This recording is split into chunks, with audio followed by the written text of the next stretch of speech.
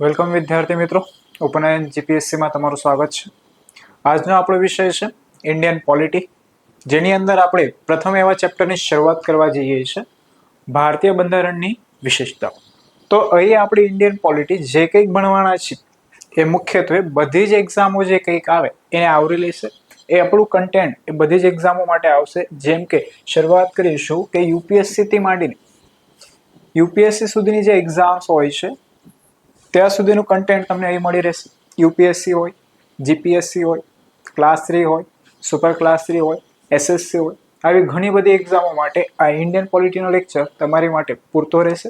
આની અંદર બધા જ વસ્તુનો સમાવેશ કરવામાં આવશે કે જેના થકી તમે એક વખત ઇન્ડિયન પોલિટીની અહીં તૈયારી કરશો તો આગળ જઈને તમને બીજી વખત કોઈ જગ્યાએ વાંચવાની જરૂર ન પડે. આટલા સુધી તમે મર્યાદિત રહી શકો છો અને આના દ્વારા બધી જ એક્ઝામોમાં તમને ફાયદો થશે. તો આજે શરૂઆત કરવાના છે ચેપ્ટર નંબર 1 કાં તો બંધારણના ચેપ્ટર નંબર 1 ની શરૂઆત આપણે અહીંથી કરવાના છે કે ભારતીય બંધારણની વિશેષતાઓ શું છે.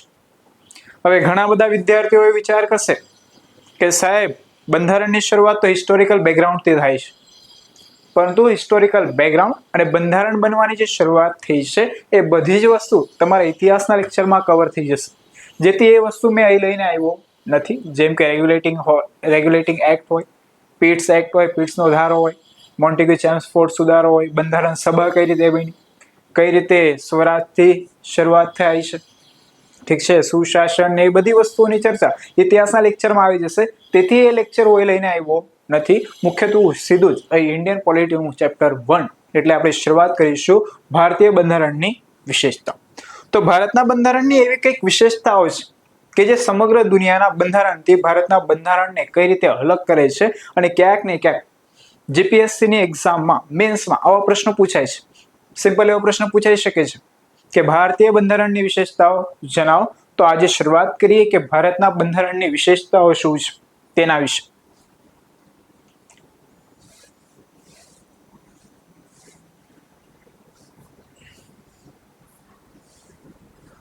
ઠીક છે, તો ભારતના બંધારણની વિશેષતાઓની વાત કરીશું તો આની પ્રસ્તાવના જોઈ લઈશું કે ભારતીય બંધારણ તેની સામગ્રી અને ભાવનામાં કેવું છે, અજોડ છે. એટલે કે ભારતીય બંધારણની સામગ્રી અને ભાવનામાં કેવું છે, અજોડ છે. એટલે આ શું કહેવા માંગે છે આ વિધાન કે ભારતનું જે બંધારણ છે એ કેવું છે, વિશ્વના બંધારણ કરતા કેવું છે, થોડું અલગ છે અને કંઈક વિશિષ્ટ છે. કેમ વિશિષ્ટ છે આગળ ચર્ચા કરીશું કે વિશ્વના લગભગ દરેક બંધારણમાંથી આપણે શું કર્યું છે, ઉધાર લીધેલ હોવા છતાં ભારતના બંધારણમાં ઘણી વિશિષ્ટ શું જોવા મળે છે, વિશેષતાઓ જોવા મળે છે. તમને ખ્યાલ હશે કે ભારતનું બંધારણ સમગ્ર વિશ્વના બંધારણમાંથી અમુક વસ્તુ શું લેવામાં આવી છે, ઉધાર લેવામાં આવી છે. આપણે ઉધાર લીધું છે છતાં પણ ભારતનું બંધારણ ક્યાંક ને ક્યાંક વિશ્વના અલગ કાં તો વિશ્વ અલગ અલગ દેશોના બંધારણ કરતા કેવું છે, અલગ છે. આગળ વાત કરીશું. શરૂઆતમાં એ નોંધવું જોઈએ કે બંધારણના મૂળ લક્ષણોની સંખ્યા જેમ કે 1949 એટલે કે વાત શું કહે છે કે શરૂઆતના સમયની આપણે વાત કરીશું. ભારતનું બંધારણ એક્સેપ્ટ ક્યારે કરવામાં આવ્યું છે તો 26 નવેમ્બર 1949. આ સમયની જ્યારે વાત કરીશું ત્યારે એવું કહેવાય છે કે શરૂઆતના સમયમાં આપણે અપનાવ્યું હતું, ત્યાર પછી ઘણા બધા બંધારણની અંદર શું કરવામાં આવે છે, સુધારાઓ કરવામાં આવ્યા છે. આ સુધારાઓ કયા કયા છે તો 7મો બંધારણીય સુધારો, 42મો બંધારણીય સુધારો, 44મો બંધારણીય સુધારો, 73મો બંધારણીય સુધારો અને 74મો બંધારણીય સુધારો. કયા કયા વર્ષે થાય છે તો 7મો બંધારણીય સુધારો 1956 ની અંદર, 42મો 1976, 44મો બંધારણીય સુધારો 1978, 73 અને 74મો બંધારણીય 1991. એટલે આ વર્ષે આ સુધારા કરવામાં જેના થકી થાય છે શું કે નોંધપાત્ર ભારતના બંધારણમાં ફેરફાર થાય છે. ત્યાર પછી 97મો અને 101મો બંધારણીય સુધારો. વાસ્તવમાં જોવા જઈએ તો 42મા બંધારણીય સુધારા દ્વારા ઘણી બધી બાબતો ભારતના બંધારણમાં શું કરવામાં આવ્યા છે, એડ કરવામાં આવે છે. તો 42મો બંધારણીય સુધારો એ ભારતના બંધારણ માટે સૌથી વિશેષ કહેવાય છે. તેની માટે ભારતીય બંધારણની અંદર 42મો સુધારો નોંધપાત્ર ગણાય છે.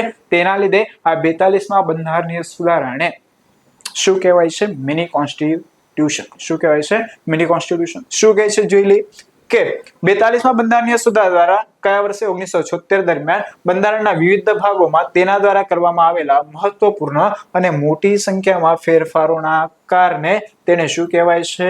મિની બંધારણ. શું કહેવાય છે? મિની બંધારણ. આગળ જઈને વાત કરીશું કે બંધારણને લગતે ઘણા બધા કેસો પણ થાય છે. ક્યાંક ને ક્યાંક તમે સાંભળ્યું છે કેશવાનંદ ભારતી કેસ. કયો કેસ છે? કેશવાનંદ ભારતી કેસ, જે કયા વર્ષે થયો હતો? 1973. તો આ કેસમાં શું હતું કે ભારતના બંધારણની લાક્ષણિકતા છે તેને સંબંધિત છે.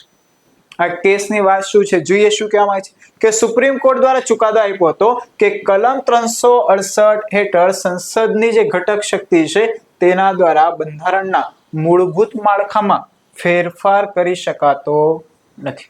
સિમ્પલમાં એવું કહેવા માંગે છે કેશવાનંદ ભારતી કેસ 1973 માં સુપ્રીમ કોર્ટે એવું કીધું કે આર્ટિકલ 368 હેઠળ કે જેના દ્વારા બંધારણમાં શું કરી શકાય છે? સુધારો કરી શકાય છે.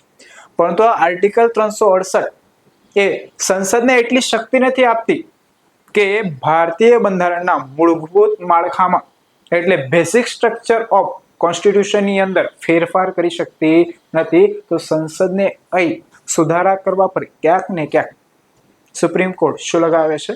મર્યાદા લગાવે છે. તો આપણે વાત શું કરતા હતા? ભારતીય બંધારણની વિશેષતાઓ. તો ભારતનું જે બંધારણ છે એ ક્યાંક ને ક્યાંક કેવું છે? સામગ્રી અને ભાવનાના લીધે કેવું છે? અજોડ છે. એના પછી વિશ્વના લગભગ દરેક બંધારણમાંથી આપણે શું કર્યું છે? ઉધાર લીધું છે. છતાં પણ ભારતનું બંધારણ વિશ્વના બંધારણો કરતા કેવું છે? ઘણી વિશિષ્ટ બાબત ધરાવે છે. એના પછી શરૂઆતમાં એટલે કે 1949માં માંડીને આજ સુધી ઘણા બધા સુધારાઓ થયા છે. જેમ કે 7મો બંધારણીય સુધારો, એના પછી કયો છે? 42મો બંધારણીય સુધારો, પછી છે 44મો બંધારણીય સુધારો, એના પછી છે 73મો બંધારણીય સુધારો અને 74મો બંધારણીય સુધારો. તે જ રીતે આગળ 97મો બંધારણીય સુધારો અને 101મો બંધારણીય સુધારો. આવા ઘણા બધા વિશિષ્ટ બંધારણીય સુધારાઓ થયા છે કે જેના લીધે ભારતના બંધારણમાં ઘણા બધા શું જોવા મળે છે? ફેરફારો જોવા મળે છે. પરંતુ સૌથી મહત્વપૂર્ણ બંધારણીય સુધારો જો કોઈક હોય તો એ કયો છે? 42મો બંધારણીય સુધારો. આગળ જઈને વાત કરીશું કે આ 42મો બંધારણીય સુધારો એટલો વિશિષ્ટ હતો કે જેના લીધે એને શાના તરીકે ઓળખવામાં આવે છે? મિની કોન્સ્ટિટ્યુશન કાં તો મિની બંધારણ. તે જ પછી આને સંબંધિત એક કેસ એટલે કે ભારતના બંધારણના માળખા સંબંધિત કેસ કયો છે? કેશવાનંદ ભારતી કેસ. કયા વર્ષે થયેલો? 1973. આના હેઠળ શું ચુકાદો આપવામાં આવેલો? સુપ્રીમ કોર્ટે કીધેલું કે આર્ટિકલ 368 હેઠળ સંસદ ને લિમિટ કરવામાં આવે છે કે એ ભારતના બંધારણના મૂળભૂત માળખામાં સીમિત મર્યાદામાં શું કરી શકે છે? સુધારો કરી શકે છે. પરંતુ એ મૂળભૂત માળખાને ફેરફાર કરી શકતી નથી. આગળ વધીશું. શું છે પછી હજી આની વિશેષતાઓ?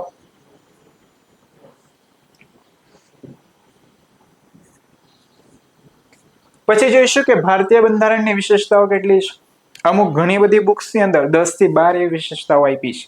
પરંતુ તમને ઉપનયન જીપીએસસી ની અંદર ટોટલ 17 એવી શું જોવા મળશે? વિશેષતાઓ જોવા મળશે. આ અમારી વિશેષતાઓ નથી, આ બંધારણની જ વિશેષતાઓ છે જે અમુક જગ્યાએ કરવામાં આવતી નથી. પરંતુ મેં તમને પહેલાથી જ કીધું છે કે તમે અહીં જે કંઈક ભણશો એ બહુ ડિટેલ્સમાં અને બહુ વ્યવસ્થિત રીતે ભણશો કે જેના લીધે તમને આવનાર ભવિષ્યમાં કોઈ પણ બીજી એક્ઝામ હોય, દાખલા તરીકે અત્યારે તમે પીએસઆઈની પ્રિપેરેશન કરતા હો, જીપીએસસીની તૈયારી કરતા હો, ભવિષ્યની અંદર ક્યાંક ને ક્યાંક તમે જીપીએસસી પાસ કર્યા પછી યુપીએસસીની તૈયારી કરવા પણ માંગતા હો ને, ત્યારે પણ તમને આ કન્ટેન્ટ શું આવશે? કામ આવશે. કારણ કે આપણે બહુ ડિટેલ્સ એવા કન્ટેન્ટ સાથે અહીં હાજર છે. તો જોઈશું કે ભારતીય બંધારણની વિશેષતાઓ કઈ કઈ છે. તો સૌથી પહેલા જોઈશું કે વિશ્વનું સૌથી લાંબુ એવું બંધારણ જો કંઈક હોય તો એ કયું છે? ભારતનું બંધારણ છે. કયું બંધારણ છે? ભારતનું બંધારણ. પછી વિભિન્ન સ્ત્રોત દ્વારા આપણે શું કર્યું છે? ને સ્વીકૃત કર્યું છે. શું કર્યું છે? સ્વીકૃત કર્યું છે. ત્રીજાની વિશેષતા શું છે? ક્યાં કેવું છે? કઠોર અને પરિવર્તનશીલ. કઠોર અને પરિવર્તનશીલ એટલે શું થાય એની પણ આપણે આગળ વાત કરીશું. એના પછી આ સંઘાત્મકની સાથે શું છે? એકાત્મકતા. હવે આ સંઘાત્મક શું છે અને એકાત્મક શું છે એની પણ આપણે આગળ ચર્ચા કરીશું. એના પછી આ કેવું સ્વરૂપ ધરાવે છે? સંસદીય સરકારનું સ્વરૂપ ધરાવે છે. એના પછી સંસદીય સર્વોચ્ચતા અને ન્યાયિક સર્વોચ્ચતામાં સમન્વય. કેમ ભારતની અંદર જે ન્યાયપાલિકા છે અને જે સંસદ છે આની અંદર કાં તો બંને વચ્ચે કઈ રીતે સુમેળ બનેલું છે એની પણ વાત અહીં કરીશું. આ પણ એક બંધારણની શું છે, મુખ્ય લાક્ષણિકતા છે. એની પછી એકીકૃત અને સ્વતંત્ર શું છે ભાઈ, ન્યાયતંત્ર. કે ભારતની અંદર જે ન્યાયતંત્ર છે એ કઈ રીતે એકીકૃત છે, ઠીક છે. એના પછી એ કઈ રીતે સ્વતંત્ર રીતે કામ કરે છે એની પણ ચર્ચા એ કરીશું. આગળ 8મું મૂળભૂત અધિકાર, જે ભારતના બંધારણની બહુ ખાસ એવી લાક્ષણિકતા છે.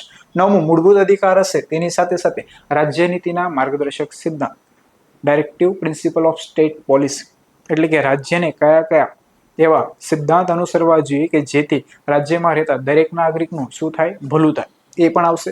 પછી આવશે મૂળભૂત ફરજો, કે ભારતના બંધારણની અંદર મૂળભૂત ફરજો પણ શું છે, મુખ્ય લાક્ષણિકતા છે. પછી આવશે 11મું બિન સાંપ્રદાયિક રાજ્ય, કે ઇન્ડિયા જે છે એક સેક્યુલર સ્ટેટ છે, ઠીક છે. એના પછી આવશે 12મું સાર્વત્રિક પુખ્ત વય મતાધિકાર, યુનિવર્સલ એડલ્ટ ફ્રેન્ચાઇઝી. એના પછી આવશે એકલ નાગરિકતા, સિંગલ સિટીઝનશીપ. એના પછી આવશે સ્વતંત્ર સંસ્થા, ઇન્ડિપેન્ડન્ટ બોડી, ઠીક છે. એના પછી આવશે 15મું આપાતની જોગવાઈ, ઇમરજન્સી પ્રોવિઝન. પછી આવશે 3 સ્તરીય સરકાર, કે 3 સ્તર પર કઈ રીતે ભારતની અંદર સરકાર કાર્ય કરે છે. એના પછી આવશે સહકારી મંડળ, ઠીક છે. તો આપણે અહીં ભારતના બંધારણની મુખ્ય લાક્ષણિકતાઓની વાત કરવાના છે. અને લાક્ષણિકતાઓ કુલ કેટલી છે, કુલ કેટલી છે ભાઈઓ, 17 છે, ઠીક છે. એમાં આપણે પહેલી કઈ એની વાત કરી રહ્યા છે, સૌથી લાંબુ લેખિત બંધારણ. બીજું આવશે વિભિન્ન સ્ત્રોતો દ્વારા સ્વીકૃત. ત્રીજું શું આવશે, કઠોર અને પરિવર્તનશીલ બંધારણ. પછી આવશે સંઘાત્મકતા સાથે એકાત્મકતા. 5મું આવશે સંસદીય સરકાર. 6થું આવશે સંસદીય સર્વોચ્ચતા અને ન્યાયિક સર્વોચ્ચતામાં સમાન્વય. 7મું આવશે એકીકૃત અને સ્વતંત્ર ન્યાયતંત્ર. 8મું આવશે મૂળભૂત અધિકાર. 9મું આવશે રાજ્યનીતિના માર્ગદર્શક સિદ્ધાંત. 10મું આવશે મૂળભૂત ફરજો. 11મું આવશે બિન સાંપ્રદાયિક રાજ્ય. 12મું આવશે સાર્વત્રિક પુખ્ત વય મતાધિકાર. પછી આગળ આવશે 13મું એકલ નાગરિકતા. 14મું આવશે સ્વતંત્ર સંસ્થા. 15મું આવશે આપાતની જોગવાઈ. 16મું આવશે 3 સ્તરીય સરકાર અને 17મું આવશે સહકારી મંડળ. હવે આની વિગતવાર ચર્ચા આપણે આગળ મુજબ કરવાની છે. તો જોઈએ શું કહેવા માંગે છે. તો સૌથી પહેલા આપણે શરૂઆત કરીશું સૌથી લાંબુ લેખિત બંધારણ, કે કઈ રીતે ભારતનું બંધારણ સૌથી લાંબુ લેખિત બંધારણ છે.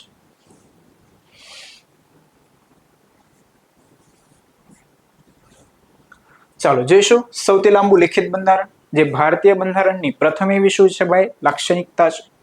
વાત કરીશું કે બંધારણની અંદર અમેરિકન બંધારણની જેમ લેખિતમાં અથવા બ્રિટિશ બંધારણની જેમ અલેખિતમાં વર્ગીકૃત કરવામાં આવે છે.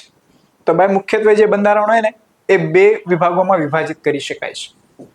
કોઈ પણ દેશનું બંધારણ હોય ને એને કેટલા ભાગમાં વિભાજિત કરી શકાય છે, 2. એક તો હોય છે લેખિત બંધારણ, કોઈ બંધારણ હોય છે લેખિત, અને બીજું હોય છે અલેખિત. લેખિત કોનું બંધારણ છે,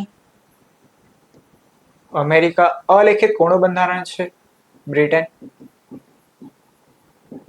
તો બંધારણને મુખ્યત્વે કેટલા ભાગમાં વહેંચી શકાય છે, 2 ભાગમાં. એક તો હોય છે લેખિત બંધારણ અને બીજું હોય છે અલેખિત બંધારણ. એ જ કીધું છે કે અમેરિકન બંધારણ જે છે કયા સ્વરૂપમાં છે, લેખિત, અને બ્રિટિશ બંધારણ જે છે કયા સ્વરૂપમાં છે, અલેખિત. હવે લેખિત અને અલેખિતમાં તફાવત શું છે? ભારતનું બંધારણ કેવું છે, કેવું છે, લેખિત કે અલેખિત? લેખિત છે. કેવું છે, લેખિત. તો પછી અલેખિતનો અર્થ એવો થાય કે અમુક જે દેશો છે એ બધા પ્રોવિઝન હોય, અનુચ્છેદ હોય, ભાગો એ ગોખીને રાખતા હશે. હા ચલ ભાઈ તો આવી ગયો, આવી પ્રોબ્લેમ છે, હા પછી જાતે કહેશે પેલા મોટા ભાઈને બોલાવ, અને કદાચ એ વ્યક્તિનું મૃત્યુ થઈ જાય તો આવું કંઈક હોય, આવું ના હોય. તો કેવું હોય છે? અલેખિત અને લેખિતમાં તફાવત એટલો છે કે લેખિત એટલે બધી જ બાબતો એક જ દસ્તાવેજમાં મૂકવામાં આવેલી હોય છે. જેમ કે ભારતના બંધારણમાં જેમ કે નાગરિકતા હોય, મૂળભૂત અધિકાર હોય, મૂળભૂત ફરજો હોય છે. આવી ઘણી બધી બાબતો ક્યાં છે, એક જ દસ્તાવેજમાં હશે. આને કહેવાય છે લેખિત. શું કહેવાય છે, લેખિત. અલેખિતનો અર્થ અલગ અલગ બાબતો માટે અલગ અલગ પ્રકારના શું હોય છે, દસ્તાવેજ. તેને શું કહેવાય છે, અલેખિત. તો કોઈ પણ દેશનું બંધારણ હોય છે મુખ્યત્વે કેટલા, એટલે કોઈ પણ દેશ હોય એનું બંધારણ કાં તો લેખિત હોઈ શકે કાં તો અલિખિત હોઈ શકે. એટલે બંધારણને કેટલા ભાગમાં વહેંચી શકાય છે, લેખિત અને અલેખિતમાં. લેખિત બંધારણ કોનું છે, અમેરિકા, અને અલેખિત બંધારણ કોનું છે, બ્રિટન. ભારતનું બંધારણ વિશ્વના તમામ લેખિત બંધારણોમાં સૌથી કેવું છે, લાંબુ છે. એટલે ભારતનું બંધારણ કેવું છે એ તમને જોવા મળે છે. કેવું બંધારણ છે, લેખિત, અને કેવું છે, સૌથી લાંબુ. તે ખૂબ જ વ્યાપક, વિસ્તૃત અને કેવો દસ્તાવેજ છે, વિગતવાર દસ્તાવેજ. એટલે તમને અહીં દરેક અનુચ્છેદની વિશેષ વિગતવાર માહિતી ક્યાં જોવા મળશે, ભારતના બંધારણની અંતર.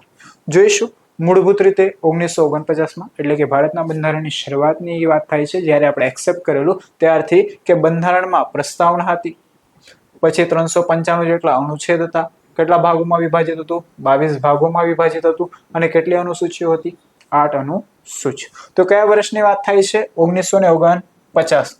કયા વર્ષની વાત થાય છે? 1949. ત્યારે ભારતના બંધારણમાં કઈ કઈ વસ્તુ હતી? એક તો હતી પ્રસ્તાવના. કેટલા અનુચ્છેદ હતા? 395 અનુચ્છેદ. એના પછી કેટલા ભાગમાં વિભાજિત હતું? 22 ભાગમાં. અને કેટલા શેડ્યુલ એટલે કેટલી અનુસૂચિઓ હતી? તો 8 અનુસૂચિઓ હતી. કેટલી અનુસૂચિઓ હતી? 8 અનુસૂચિઓ. પછી આગળ જઈને થાય છે શું કે હાલમાં એટલે કે 2019 ની વાત કરીશું, તે શું ધરાવે છે? પ્રસ્તાવના. એટલે કે આજ પણ ભારતના બંધારણમાં તમને પ્રસ્તાવના જોવા મળશે. ત્યાર પછી કેટલા અનુચ્છેદ? 470. શરૂઆતમાં 395 હતા, અત્યારે કેટલા છે? 470 ના સમથિંગ છે. એના પછી કેટલા ભાગોમાં? 25 ભાગોમાં. શરૂઆતમાં 22, અત્યારે કેટલા? 25 ભાગ. અને હાલ પેલા 8 હતી અને હાલ કેટલી છે હવે? 12 અનુસૂચિઓ. તો તમે એ જોઈ શકો છો કે ભારતની બંધારણની શરૂઆતમાં પ્રસ્તાવના હતી, 395 અનુચ્છેદ હતા, 22 ભાગ હતા, 8 અનુસૂચિઓ હતી. હાલની વાત કરીશું તો પ્રસ્તાવના છે, પરંતુ શરૂઆતમાં 395 કરતા હવે અનુચ્છેદ શું થઈ ગયા છે? વધી ગયા છે. 22 ભાગ હતા, અત્યારે કેટલા ભાગ છે? 25 ભાગ છે. પેલા 8 અનુસૂચિઓ હતી, હવે કેટલી છે? 12. આગળ જઈને વાત કરીશું કે 1951 થી કરવામાં આવેલા વિવિધ સુધારાઓ દ્વારા લગભગ 20 લેખો અને એક ભાગ એટલે કે 7મો જે ભાગ છે એને શું કરવામાં આવ્યું છે? કાઢી નાખવામાં આવ્યું છે. એટલે જે 395 અનુચ્છેદ હતા શરૂઆતમાં, એમાંથી 20 ને કાઢી નાખવામાં આવ્યું. ત્યાર પછી ભાગ 7, ભાગ કયો છે ભાઈઓ? 7, એને પણ શું કરવામાં આવ્યું છે? કાઢી નાખવામાં આવ્યું છે. ક્યારથી માંડીને 1951. તો પછી શું એડ કરવામાં આવ્યું એની વાત કરીશું. તો લગભગ 95 જેટલા અનુચ્છેદ એડ કર્યા, 4 જેટલા ભાગ એડ કર્યા છે. કયા કયા ભાગ છે? 4A, 9A, 9B અને 14A. કયા કયા છે? 4A, પછી 9A, 9B અને કયો છે? 14A. આટલા ભાગ શું કરવામાં આવે છે? ભારતના બંધારણમાં એડ કરવામાં આવ્યા છે. અને તે જ રીતે કેટલા અનુચ્છેદ? 95 જેટલા અનુચ્છેદ એડ કરવામાં આવ્યા છે. અને 4 જેટલી અનુસૂચિઓ શું કરવામાં આવી છે? એડ કરવામાં આવી છે. તો એ તમે જોઈ શકો છો કે શરૂઆતમાં ભાઈ કેટલા અનુચ્છેદ હતા? 395. કેટલા ભાગ હતા? 22 ભાગ હતા. કેટલા પરિશિષ્ટ કાં તો કેટલા અનુસૂચિઓ હતી? 8 અનુસૂચિઓ હતી. હાલ કેટલી છે? 395 માંથી 470, ભાગ 22 માંથી 25. ઠીક છે. શેડ્યુલ કેટલા થઈ ગયા? 8 માંથી 12. કેટલા અનુચ્છેદ કાઢી નાખવામાં આવ્યા? 20 જેટલા અનુચ્છેદ. કયો ભાગ દૂર કરવામાં આવ્યો? 7મો ભાગ. કયા કયા ભાગ એડ થયા છે? ઠીક છે, 4 ભાગ એડ થયા છે. કયા કયા? 4A, 9A, 9B અને 14A. આગળ જઈને વાત કરીશું અને કઈ કઈ અનુસૂચિ એડ થઈ છે? અનુસૂચિ 9, અનુસૂચિ 10, અનુસૂચિ 11 અને અનુસૂચિ 12. આ જે કંઈક અનુસૂચિઓ છે તેની વિગતવાર ચર્ચા આપણે આગળના આવતા લેક્ચરમાં કરીશું, જ્યારે એ લેક્ચર આવશે ત્યારે. જઈશું આગળ. શું કહીએ છીએ આગળ? પછી વિશ્વના અન્ય કોઈ પણ બંધારણમાં આટલી બધી કલમો અને અનુસૂચિઓ નથી. એટલે કે ભારતના બંધારણમાં જેટલા અનુચ્છેદ છે, ઠીક છે, અને જેટલા અનુસૂચિઓ છે, તો અનુચ્છેદ કેટલા છે અત્યારે? 470. ઠીક છે. અને એના પછી બીજું શું કહે છે કે અનુસૂચિઓ કેટલી છે? 12 અનુસૂચિઓ છે. તો આટલા બધા અનુચ્છેદ, આટલી બધી અનુસૂચિઓ ક્યાંક ભાગ્યે વિશ્વના અન્ય બંધારણમાં જોવા મળે છે. પરંતુ એ સૌથી વધારે લાંબુ અને લેખિત બંધારણ જો કોઈ હોય તો એ કોણ છે? ભારતનું બંધારણ. ઠીક છે. તો આપણે શું જોઈ ગયા કે લેખિત બંધારણ જે હતું એ કોણ હતું? સૌપ્રથમ અમેરિકા. અલેખિત કોણ છે? બ્રિટનનું. લેખિત બંધારણમાં ભારતનું બંધારણ કેવું છે? સૌથી લાંબુ. એના પછી ભારતનું બંધારણ કેવું છે? વ્યાપક, વિસ્તૃત અને વિગતવાર. 1949માં બંધારણમાં શું હતી? પ્રસ્તાવના હતી. 395 જેટલા અનુચ્છેદ હતા, 22 ભાગોમાં વિભાજિત હતું અને કેટલી અનુસૂચિઓ હતી? 8. એના પછી હાલ 2019 ની વાત કરીશું તો પ્રસ્તાવના ધરાવે છે 470 અનુચ્છેદ, 25 ભાગોમાં વિભાજિત છે અને 12 જેટલા શું છે? શેડ્યુલ. પછી 1951 થી કરવામાં આવેલા વિવિધ સુધારાઓ દ્વારા 20 લેખો અને 7મો ભાગ શું કરવામાં આવ્યો છે? કાઢી નાખવામાં આવ્યો છે. લગભગ 95 જેટલા અનુચ્છેદ ઉમેરવામાં આવ્યા છે. 4 જેટલા ભાગ એડ કરવામાં આવ્યા છે. જે કયા કયા છે? 4A, 9A, 9B અને કયો છે? 14A. અને 4 જેટલી અનુસૂચિઓ 9, 10, 11, 12 પણ એડ કરવામાં આવ્યું છે. અને વિશ્વના અન્ય કોઈ પણ બંધારણમાં આટલા તમને અનુચ્છેદ અને અનુસૂચિઓ જોવા મળશે નહીં. આગળ વાત કરીશું તો એ ક્યાંક ને ક્યાંક વિદ્યાર્થીઓના મનમાં એક પ્રશ્ન થતો હશે કે આટલી બધી વિશેષતા ભારતના બંધારણમાં અને આટલા બધા અનુચ્છેદ અને આટલી બધી અનુસૂચિઓ કેમ જોવા મળે છે? તો એના પાછળ ઘણા બધા કારણો છે અને આ મુખ્યત્વે 4 કારણો છે. કેટલા કારણો છે? 4. વિશ્વના અન્ય દેશનું આટલું લાંબુ બંધારણ ક્યાંક જોવા મળતું નથી, પરંતુ ભારતનું બંધારણ કેવું જોવા મળે છે? સૌથી લાંબુ. તો એના માટે કઈક કારણો જવાબદાર છે. એ કારણો કયા કયા છે? તો એ મુખ્યત્વે કારણો છે 4. સૌથી પહેલું કારણ જે છે એ છે ભૌગોલિક પરિબળો. શું છે? ભૌગોલિક પરિબળો. એટલે કે ભારતની જે ભૌગોલિક પરિસ્થિતિ છે તેના લીધે પણ ક્યાંક ને ક્યાંક આટલું લાંબુ શું જોવા મળે છે? બંધારણ જોવા મળે છે. તો ભૌગોલિક પરિબળો એટલે તમે ક્યાંક ને ક્યાંક જોશો કે ઉત્તરની અંદર જશો તો હિમાલય જોવા મળે, તે જ પછી અહીં પશ્ચિમ દિશામાં જોશો તો રાજસ્થાન જેવું રણ પ્રદેશ જોવા મળે છે. તે જ રીતે પૂર્વ બાજુ જશો તો સેવન સિસ્ટર અને દક્ષિણમાં ક્યાંક ને ક્યાંક દ્રવિડ પ્રજા તમને જોવા મળશે. અને તે જ રીતે હિમાલય અલગ અલગ જગ્યાએ જાઓ તો પૂર્વ રાજ્યોમાં જશો તો જંગલ વિસ્તાર છે, ઠીક છે. આ પશ્ચિમ બાજુ જશો તો રણ મેદાન છે, દક્ષિણમાં ક્યાંક ને ક્યાંક પશ્ચિમ ઘાટ અને પૂર્વ ઘાટ આવેલા છે. તો આ ભારતની જે ભૌગોલિક પરિસ્થિતિ છે તેના લીધે પણ ક્યાંક ને ક્યાંક ભારતનું બંધારણ કેવું છે? સૌથી લાંબુ. એના પછી દેશની વિશાળતા અને તેની વિવિધતા. તો ક્યાંક ને ક્યાંક ભારત દેશની અંદર જે જનસંખ્યા છે એ વિશ્વમાં કયા ક્રમે છે? બીજા ક્રમે છે જનસંખ્યાની બાબતે. તે વિશાળતાને લીધે પણ ક્યાંક ને ક્યાંક ભારતનું બંધારણ પણ શું જોવા મળે છે? લાંબુ જોવા મળે છે. તો તમને ખ્યાલ હશે કે તમે જે રીતે એક રાજ્યમાંથી બીજા રાજ્યમાં જશો તે રીતે સંસ્કૃતિમાં પણ તમને શું જોવા મળે છે? તફાવત જોવા મળે છે. તેની જે રહેવા કહેવાની જે રીત હોય, ભાષા હોય, ઠીક છે, આમાં પણ તમને શું જોવા મળશે? વિવિધતા જોવા મળશે. તો ભારતની અંદર રહેતી જે પ્રજા છે એમના પણ ક્યાંક ને ક્યાંક શું જોવા મળે છે? વિવિધતા જોવા મળે. તેના લીધે પણ ભારતનું બંધારણ કેવું છે? લાંબુ છે. તો પેલું પરિબળ શું હતું? કે ભૌગોલિક પરિબળ. બીજું છે કે દેશની વિશાળતા, એટલે કે જનસંખ્યા ઘણી બધી છે અને આ જનસંખ્યામાં પણ શું જોવા મળે છે? વિવિધતા જોવા મળે. બીજું કારણ જોઈશું તો એના પાછળ શું છે ભાઈ? ઐતિહાસિક પરિબળો. તો આવું કઈક ઐતિહાસિક પરિબળ છે કે જેના લીધે ભારતનું બંધારણ સૌથી લાંબુ છે. તો ભારતનું બંધારણ મુખ્યત્વે કયા ધારામાંથી લેવામાં આવ્યો છે? તો 1935 ભારત સરકારના અધિનિયમથી શું કરવામાં આવ્યો છે? લેવામાં આવ્યો છે. તો 1935 થી આપણે પ્રેરણા લીધી છે, એટલે કે 1935 ભારત સરકારના અધિનિયમથી પ્રેરણા લીધી છે અને તેનો પ્રભાવ અને ભાર આપણને ક્યાં જોવા મળે છે? ભારતના બંધારણમાં. તેના લીધે પણ ભારતનું બંધારણ કેવું છે? સૌથી લાંબુ. ત્રીજું જોઈશું, કેન્દ્ર અને રાજ્ય માટે ભાઈ એક જ બંધારણ છે. ઇન્ડિયાનું જે બંધારણ છે કાં તો ઇન્ડિયન કોન્સ્ટિટ્યુશન જે છે એના માટે સેન્ટર હોય કે સ્ટેટ્સ હોય બંને માટે બંધારણ કેવું છે? એક જ પ્રકારનું. બંને માટે અલગ અલગ પ્રકારનું બંધારણ રચવામાં આવ્યું નથી. તો ભારતની અંદર આટલા બધા રાજ્યો છે ને ક્યાંક ને ક્યાંક અલગ અલગ રાજ્યોની અલગ અલગ વિશેષતાઓ છે. તો અલગ અલગ રાજ્યો માટે અલગ અલગ બંધારણ ઘડવામાં આવ્યું નથી. તો બધા જ રાજ્યોની બાબતની ચર્ચા પણ ક્યાં કરવામાં આવે છે? ભારતના બંધારણની અંદર. કેન્દ્રની વાત પણ ક્યાં કરવામાં આવે છે? ભારતના બંધારણની અંદર. તો કેન્દ્ર અને રાજ્ય માટે અલગ પ્રકારનું કોઈ જાતનું બંધારણ નથી, એક જ બંધારણ છે. તેના લીધે પણ ભારતનું બંધારણ કેવું છે? સૌથી લાંબુ. ચોથું જોઈશું કે બંધારણ સભામાં કાનૂની દિગ્ગજોનું શું હતું ભાઈ? વર્ચસ્વ. હવે જ્યારે બંધારણ સભાના મેમ્બરોની વાત કરીશું તો જે કંઈક મેમ્બર્સ હતા એ બધા કેવા હતા? કાનૂની દિગ્ગજો. એટલે કે એમને લોની અંદર ઘણી બધી સારા એવા પ્રમાણમાં શું હતી? જાણકાર, સારા એવા પ્રમાણમાં શિક્ષિત લોકો હતા.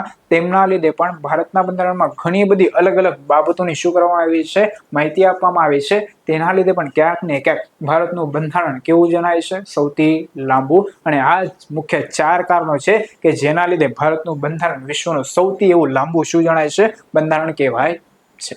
તો 4 પરિબળો કયા હતા? સૌથી પહેલા તો શું હતું ભાઈ? કે ભૌગોલિક પરિબળો, ઠીક છે.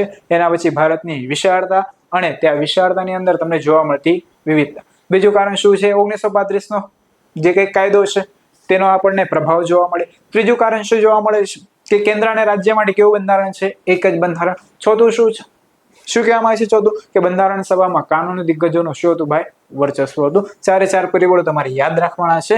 બંધારણમાં માત્ર શાસનના મૂળભૂત સિદ્ધાંતો જ નથી, પરંતુ વિગતવાર વહીવટી જોગવાઈ પણ છે. વધુમાં જે બાબતો અન્ય આધુનિક લોકશાહી દેશોમાં સામાન્ય કાયદાઓ અથવા સ્થાપિત રાજકીય સંમેલનો પર છોડી દેવામાં આવે છે તે પણ ભારતના જ બંધારણમાં દસ્તાવેજમાં સમાવિષ્ટ છે. એટલે ભારતનું બંધારણ આટલું લાંબુ છે એના પાછળ જે એક એવું કારણ કહી શકાય કે ભારતનું બંધારણ માત્ર ને માત્ર મૂળભૂત સિદ્ધાંતોનું જ નથી, તો એ વિગતવાર વહીવટી માહિતી પણ આપે છે. વહીવટ એટલે કે રાષ્ટ્રપતિને શું કરવાનું છે, એના કાર્યો શું હોય છે, એક્ઝિક્યુટિવ, ઠીક છે, સરકારના જે ત્રણેય અંગો છે દરેકની જે કંઈ વહીવટી વ્યવસ્થાઓ છે તેને પણ અલગ રીતે એકબીજાથી અલગ કરી કરવા વાળું બંધારણ જો કંઈક હોય તો એ કોણ છે? ભારતનું બંધારણ. વિશ્વના અન્ય દેશોમાં જશો ત્યાંનું જો બંધારણ જોશો તો તમને એવો ખ્યાલ આવશે કે એ બંધારણની અંદર માત્ર મૂળભૂત સિદ્ધાંતો જ જોવા મળે છે. એ બંધારણ વહીવટી જે કઈ બાબતો છે એની વિગતવાર માહિતી આપતું નથી. એ શાની પર છોડી દેવામાં આવે છે દેશોમાં? તો ત્યાંની જે કઈ લોકશાહી વ્યવસ્થા હોય છે, શું હોય છે? લોકશાહી વ્યવસ્થા હોય છે, કાં તો જે સામાન્ય કાયદા હોય છે, કાં તો જે સ્થાપિત રાજકીય સંમેલન હોય છે તેના પર છોડી દેવામાં આવે છે. પરંતુ ભારતના બંધારણમાં આવું કંઈક કરવામાં આવતું નથી. ઠીક છે, તો તમને ખ્યાલ આવી ગયો હશે કે ભારતનું બંધારણ જે છે એ સૌથી લાંબુ લેખિત બંધારણ શા માટે છે. ઠીક છે, આટલું ક્લિયર થયું હશે. આગળ જોઈશું બીજું પરિબળ કાં તો બીજું એવું બંધારણની લાક્ષણિકતા. તો બીજી લાક્ષણિકતા શું છે કે ભારતનું જે બંધારણ છે અલગ અલગ સ્ત્રોતોમાંથી કાં તો વિભિન્ન સ્ત્રોતો દ્વારા શું કરવામાં આવ્યું છે? સ્વીકૃત કરવામાં આવ્યું છે. એટલે ભારતનું જે બંધારણ છે એમાં અલગ અલગ બાબતો અલગ અલગ દેશોમાંથી ભેગી કરીને ક્યાં એડ કરવામાં આવી છે? ભારતના બંધારણની અંદર. તો જોઈશું કે ભારતના બંધારણને તેના મોટા ભાગની જે કંઈક બાબતો છે એ વિશ્વના અન્ય દેશોમાંથી શું કરી છે? ઉધાર લીધી છે. એટલે કે વિશ્વના જે અલગ અલગ દેશો છે તેમના બંધારણમાંથી ભારતને જે જે યોગ્ય એવી બાબતો જણાવી તે આપણને શું કરી છે? ઉધાર લીધી છે. અન્ય દેશો તેમજ 1935ના ભારત સરકાર અધિનિયમમાંથી ડોક્ટર બી.આર. આંબેડકરે ગર્વપૂર્વક વખાણ કર્યા હતા કે ભારતનું જે બંધારણ છે એ વિશ્વમાં તમામ જાણીતા બંધારણોને જોડીને શું કરવામાં આવ્યું છે? ઘડવામાં આવ્યું છે. નવું વાક્ય કોઈ કીધું તો ડોક્ટર બી.આર. આંબેડકર કે જેને આપણે બંધારણના પિતા કહીએ છીએ, તો એ બહુ એવું પ્રાઇડથી કીધું કે જે ભારતનું જે બંધારણ છે ને એ ક્યાંક ને ક્યાંક વિશ્વના જે શ્રેષ્ઠ બંધારણો છે તેમાંથી અલગ અલગ ભાગોને જોડીને એ ઉત્તમ પ્રકારનું બંધારણ જે છે કયું બંધારણ છે? ભારતનું બંધારણ. ઠીક છે, આગળ જઈશું.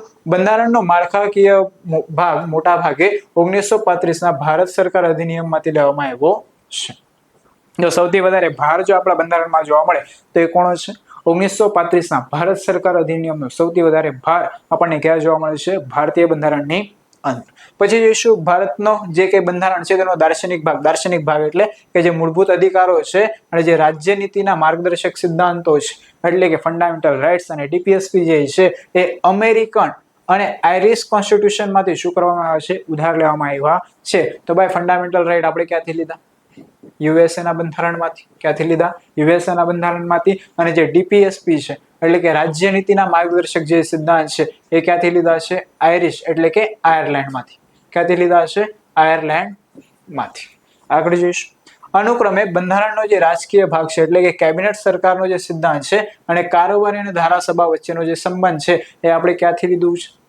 બ્રિટિશ પાર્લામેન્ટ એટલે કે બ્રિટિશ બંધારણમાંથી લીધો છે. એટલે કે ભારતની અંદર જે કઈ સંસદીય વ્યવસ્થા છે, સિમ્પલમાં એવું કહી શકીએ છીએ આપણે કે ભારતની અંદર જે સંસદીય વ્યવસ્થા છે એ કોની દેન છે? તો બ્રિટિશના બંધારણની દેન છે, કાં તો બ્રિટિશ બંધારણની દેન છે. એના અંતર્ગત આપણે કઈ કઈ વસ્તુ લીધી કે બંધારણનો રાજકીય ભાગ, કેબિનેટ સરકાર એટલે કેબિનેટ મિનિસ્ટરનો સિદ્ધાંત શું હશે, પછી કારોબારી અને ધારાસભા વચ્ચેના સંબંધ કઈ રીતના હશે, આ બધી જ જાણકારી કાં તો આ બધી જ માહિતી આપણે ક્યાંથી સ્વીકૃત કરી છે? બ્રિટિશ બંધારણમાંથી. બંધારણની અન્ય જોગવાઈ ક્યાંથી લેવામાં આવી છે? કેનેડા, ઓસ્ટ્રેલિયા, જર્મની, યુએસએસઆર જે હાલમાં શું કહેવાય છે? રશિયા, પછી ફ્રાન્સ, દક્ષિણ આફ્રિકા, જાપાન જેવા દેશોમાંથી આપણે શું કર્યું છે? અલગ અલગ બાબતો સ્વીકૃત કરી છે. આગળ જઈને વાત કરીશું બંધારણનો સૌથી ઊંડો પ્રવાહ અને ભૌતિક સ્ત્રોત હવે ભારત સરકારનો અધિનિયમ 1935 છે. ફેડરલ સ્કીમ, ન્યાયતંત્ર, ગવર્નરો, કટોકટીની જોગવાઈઓ કાં તો કટોકટીની સત્તાઓ, જાહેર સેવા આયોગો, મોટાભાગની વહીવટી વિગતો, ઠીક છે, આ કાયદામાંથી લેવામાં આવી છે.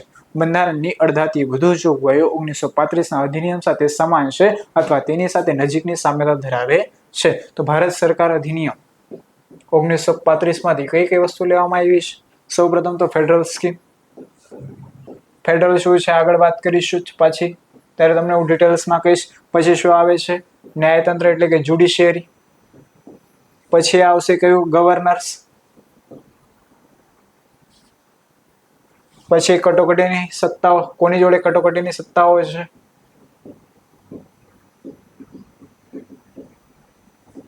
પછી જાહેર સેવા આયોગ એટલે કે સ્ટેટ પબ્લિક સર્વિસ કમિશન હોય, દાખલા તરીકે જીપીએસસી કાં તો યુપીએસસી, ઠીક છે. અને મોટાભાગની વહીવટી વિગતો આપણે ક્યાંથી લીધી છે? 1935ના ભારત સરકાર અધિનિયમમાં.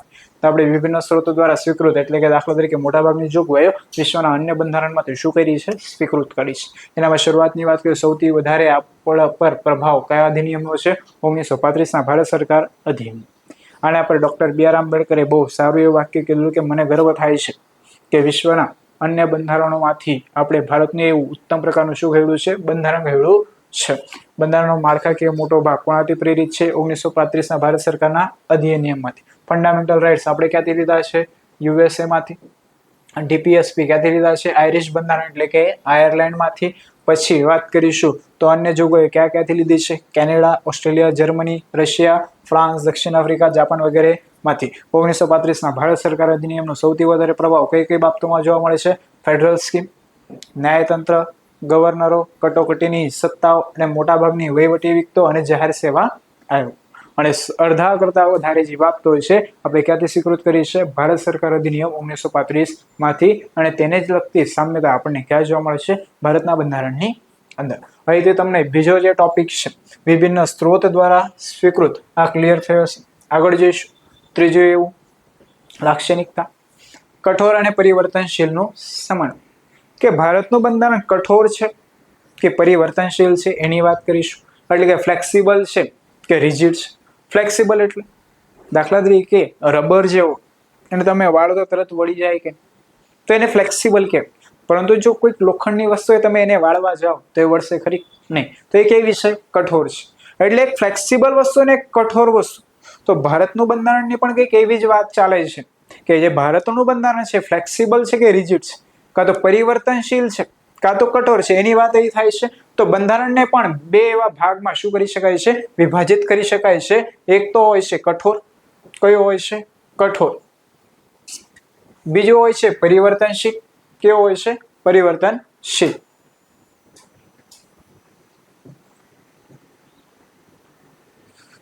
તો બંધારણ પર મુખ્યત્વે કેટલા પ્રકારના હોય છે? બે પ્રકારના. એક તો હોય છે કઠોર કાં તો હોય છે લવચિક, જેને આપણે બીજો એવો શબ્દ પરિવર્તનશીલ એટલે કે જેમાં સરળતાથી શું કરી શકાય છે? ચેન્જ, જેને ઇંગ્લિશમાં કહેવાય છે ફ્લેક્સિબલ. શું કહેવાય છે? ફ્લેક્સિબલ. તો ભારતના બંધારણની એ વાત કરવામાં આવે છે. તો કઠોર બંધારણ એ છે કે જેના સુધારા માટે કેવી પ્રક્રિયાનો ઉપયોગ કરવામાં આવે છે? ખાસ પ્રક્રિયાની જરૂર પડે. દાખલા તરીકે તમારે બંધારણની અંદર કોઈ પણ સુધાર કરવો હોય તો તેના માટે ખાસ એવી પ્રક્રિયાનું શું કરવું પડે? અનુસરવી પડે. દાખલા તરીકે અમેરિકન બંધારણ જે છે એ કેવા પ્રકારનું બંધારણ છે? કઠોર પ્રકારનું. કેવા પ્રકારનું બંધારણ છે? કઠોર પ્રકારનું. બીજી તરફ લવચિક બંધારણ એ છે કે જેમાં સામાન્ય કાયદાઓની જેમ શું કરી શકાય છે? સુધારો કરી શકાય છે. દાખલા તરીકે કયું બંધારણ? બ્રિટિશ બંધારણ. તો બંધારણ મુખ્યત્વે કેટલા પ્રકારે હોય છે? તેના સ્વરૂપના આધારે બે. એક તો હોય છે કઠોર અને બીજું હોય છે પરિવર્તનશીલ. કઠોર એટલે કે એમાં સુધારો કરવો હોય તો કેવી પ્રક્રિયા વાપરવી પડે? ખાસ પ્રક્રિયા. કેવી પ્રક્રિયા? ખાસ પ્રક્રિયા. પરિવર્તનશીલ એટલે કે સામાન્ય કાયદાની જેમ શું કરી શકાય છે? સુધારો કરી શકાય. આનું ઉદાહરણ શું છે? યુએસએ કઠોર બંધારણ છે. આનું ઉદાહરણ શું છે? બ્રિટન. શું છે? બ્રિટન. આગળ જઈને વાત કરીશું. ભારતનું બંધારણ જે છે એ કઠોર કાં તો લવચિક નથી, પરંતુ બંનેનું શું જોવા મળે છે? સંશ્લેષણ જોવા મળે.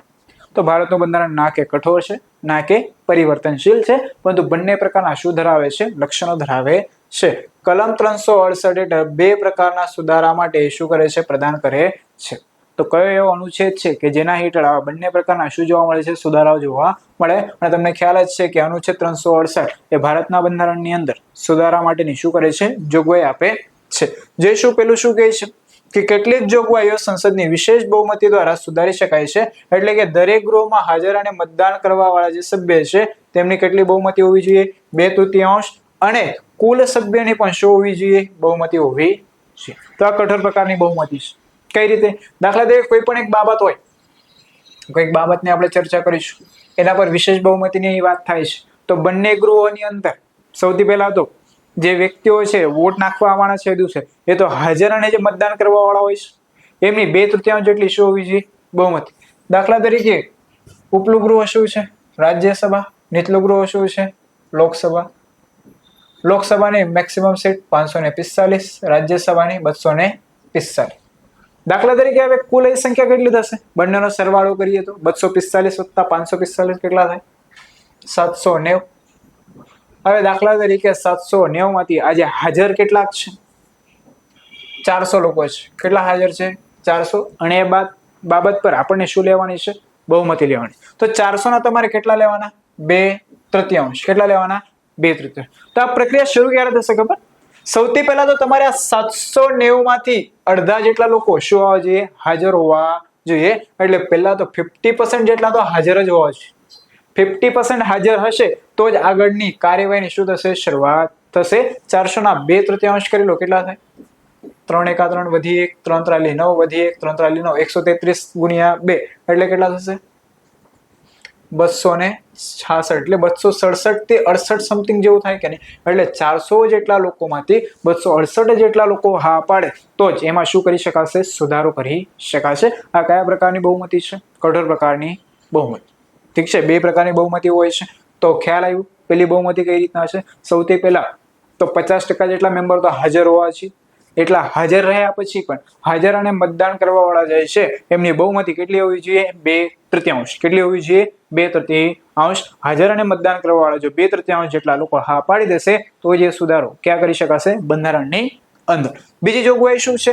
કેટલીક અન્ય જોગવાઈની અંદર સંસદની કેવી બહુમતી લેવાની?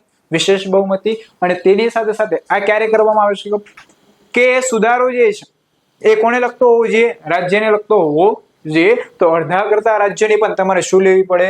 બહુમતી લેવી પડે. ત્યારે જ જઈને તમે બંધારણની અંદર શું કરી શકો? સુધારો કરી શકો.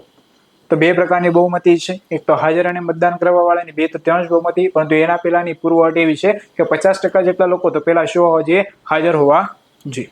બીજો સુધારો કેવો છે? સંસદની વિશેષ બહુમતી. અને અડધા કરતા વધારે રાજ્યોની પણ શું મળવી જોઈએ? બહુમતી મળવી જોઈએ. ત્યારે જ જઈને તમે બંધારણની અંદર શું કરી શકો? સુધારો કરી શકો. તે જ સમયે બંધારણની કેટલીક જોગવાઈમાં સામાન્ય કાયદાકીય પ્રક્રિયાની રીતે સંસદની સરળ બહુમતી દ્વારા પણ શું કરી શકાય છે? સુધારો કરી શકાય છે. કે ઉલ્લેખનીય છે કે આ સુધારાઓ કલમ 300 હેઠળ આવતો નથી. એટલે કે જે ફ્લેક્સિબલ કાં તો પરિવર્તનશીલ જોગવાઈઓ છે એટલે ઇઝીલી એમાં સુધારો કરી શકાય છે. એનો સમાવેશ આર્ટિકલ 368 હેઠળ કરવામાં આવતો નથી. તો આર્ટિકલ 368 હેઠળ માત્ર ને માત્ર 2 જેવા સુધારાઓની વાત થાય છે. સૌથી પહેલા કયો? એ વાળો જેની વાત કરી ગયા. સંસદની વિશેષ બહુમતી દ્વારા સુધારી શકાય છે. એટલે કે દરેક ગૃહોમાં હાજર અને મતદાન કરવા વાળાની જે બહુમતી કેટલી હોવી જોઈએ? 2/3. 2/3 એટલે કે 3 માંથી 2 જણા તો હા પાડવા જોઈએ. અને એની પહેલાની પૂર્વઅટ એવી છે કે 50% જેટલા લોકો તો મિનિમમ હાજર રહેવા જોઈએ. તો જ આ કાર્યવાહીની શું થાય છે? શરૂઆત. અને બીજા પ્રકારની વિશેષ બહુમતી એટલે કે સંસદની વિશેષ બહુમતી પ્લસ અડધા કરતા વધારે રાજ્યની પણ શું હોવી જોઈએ? બહુમતી હોવી જોઈએ. ત્યારે જ જઈને તમે શું કરી શકો છો? સુધારો કરી શકો. પરંતુ જે સામાન્ય કાયદાકીય જોગવાઈ દ્વારા સુધારો કરી શકાય તેનો સમાવેશ કોઈ પણ દિવસ આર્ટિકલ 368 હેઠળ કરવામાં આવતો નથી. તમારા ખ્યાલથી તમને બંધારણનું ત્રીજું જે લક્ષણ છે કાં તો જે વિશેષતા છે એ તમને અહીંથી ખ્યાલ આવી ગઈ હશે. આગળ જઈને વાત કરીશું ચોથી એવી વિશેષતાની કે બંધારણની ચોથી એવી વિશેષતા શું છે? શું છે? વિચારો તો શું હતી ભાઈ? સંઘાત્મકની સાથે એકાત્મક. એટલે ભારતનું બંધારણ ક્યાંક ને ક્યાંક બંને પ્રકારની લાક્ષણિકતા પણ ધરાવે છે. ખ્યાલ છે? બંને પ્રકારની લાક્ષણિકતા એટલે સંઘાત્મક એટલે શું અને એકાત્મક એટલે શું? પેલા આની તો વાત કરેલી. સંઘાત્મક કોને કહેવાય? એકાત્મકતા કોને કહેવાય? તો ભારત દેશ જે છે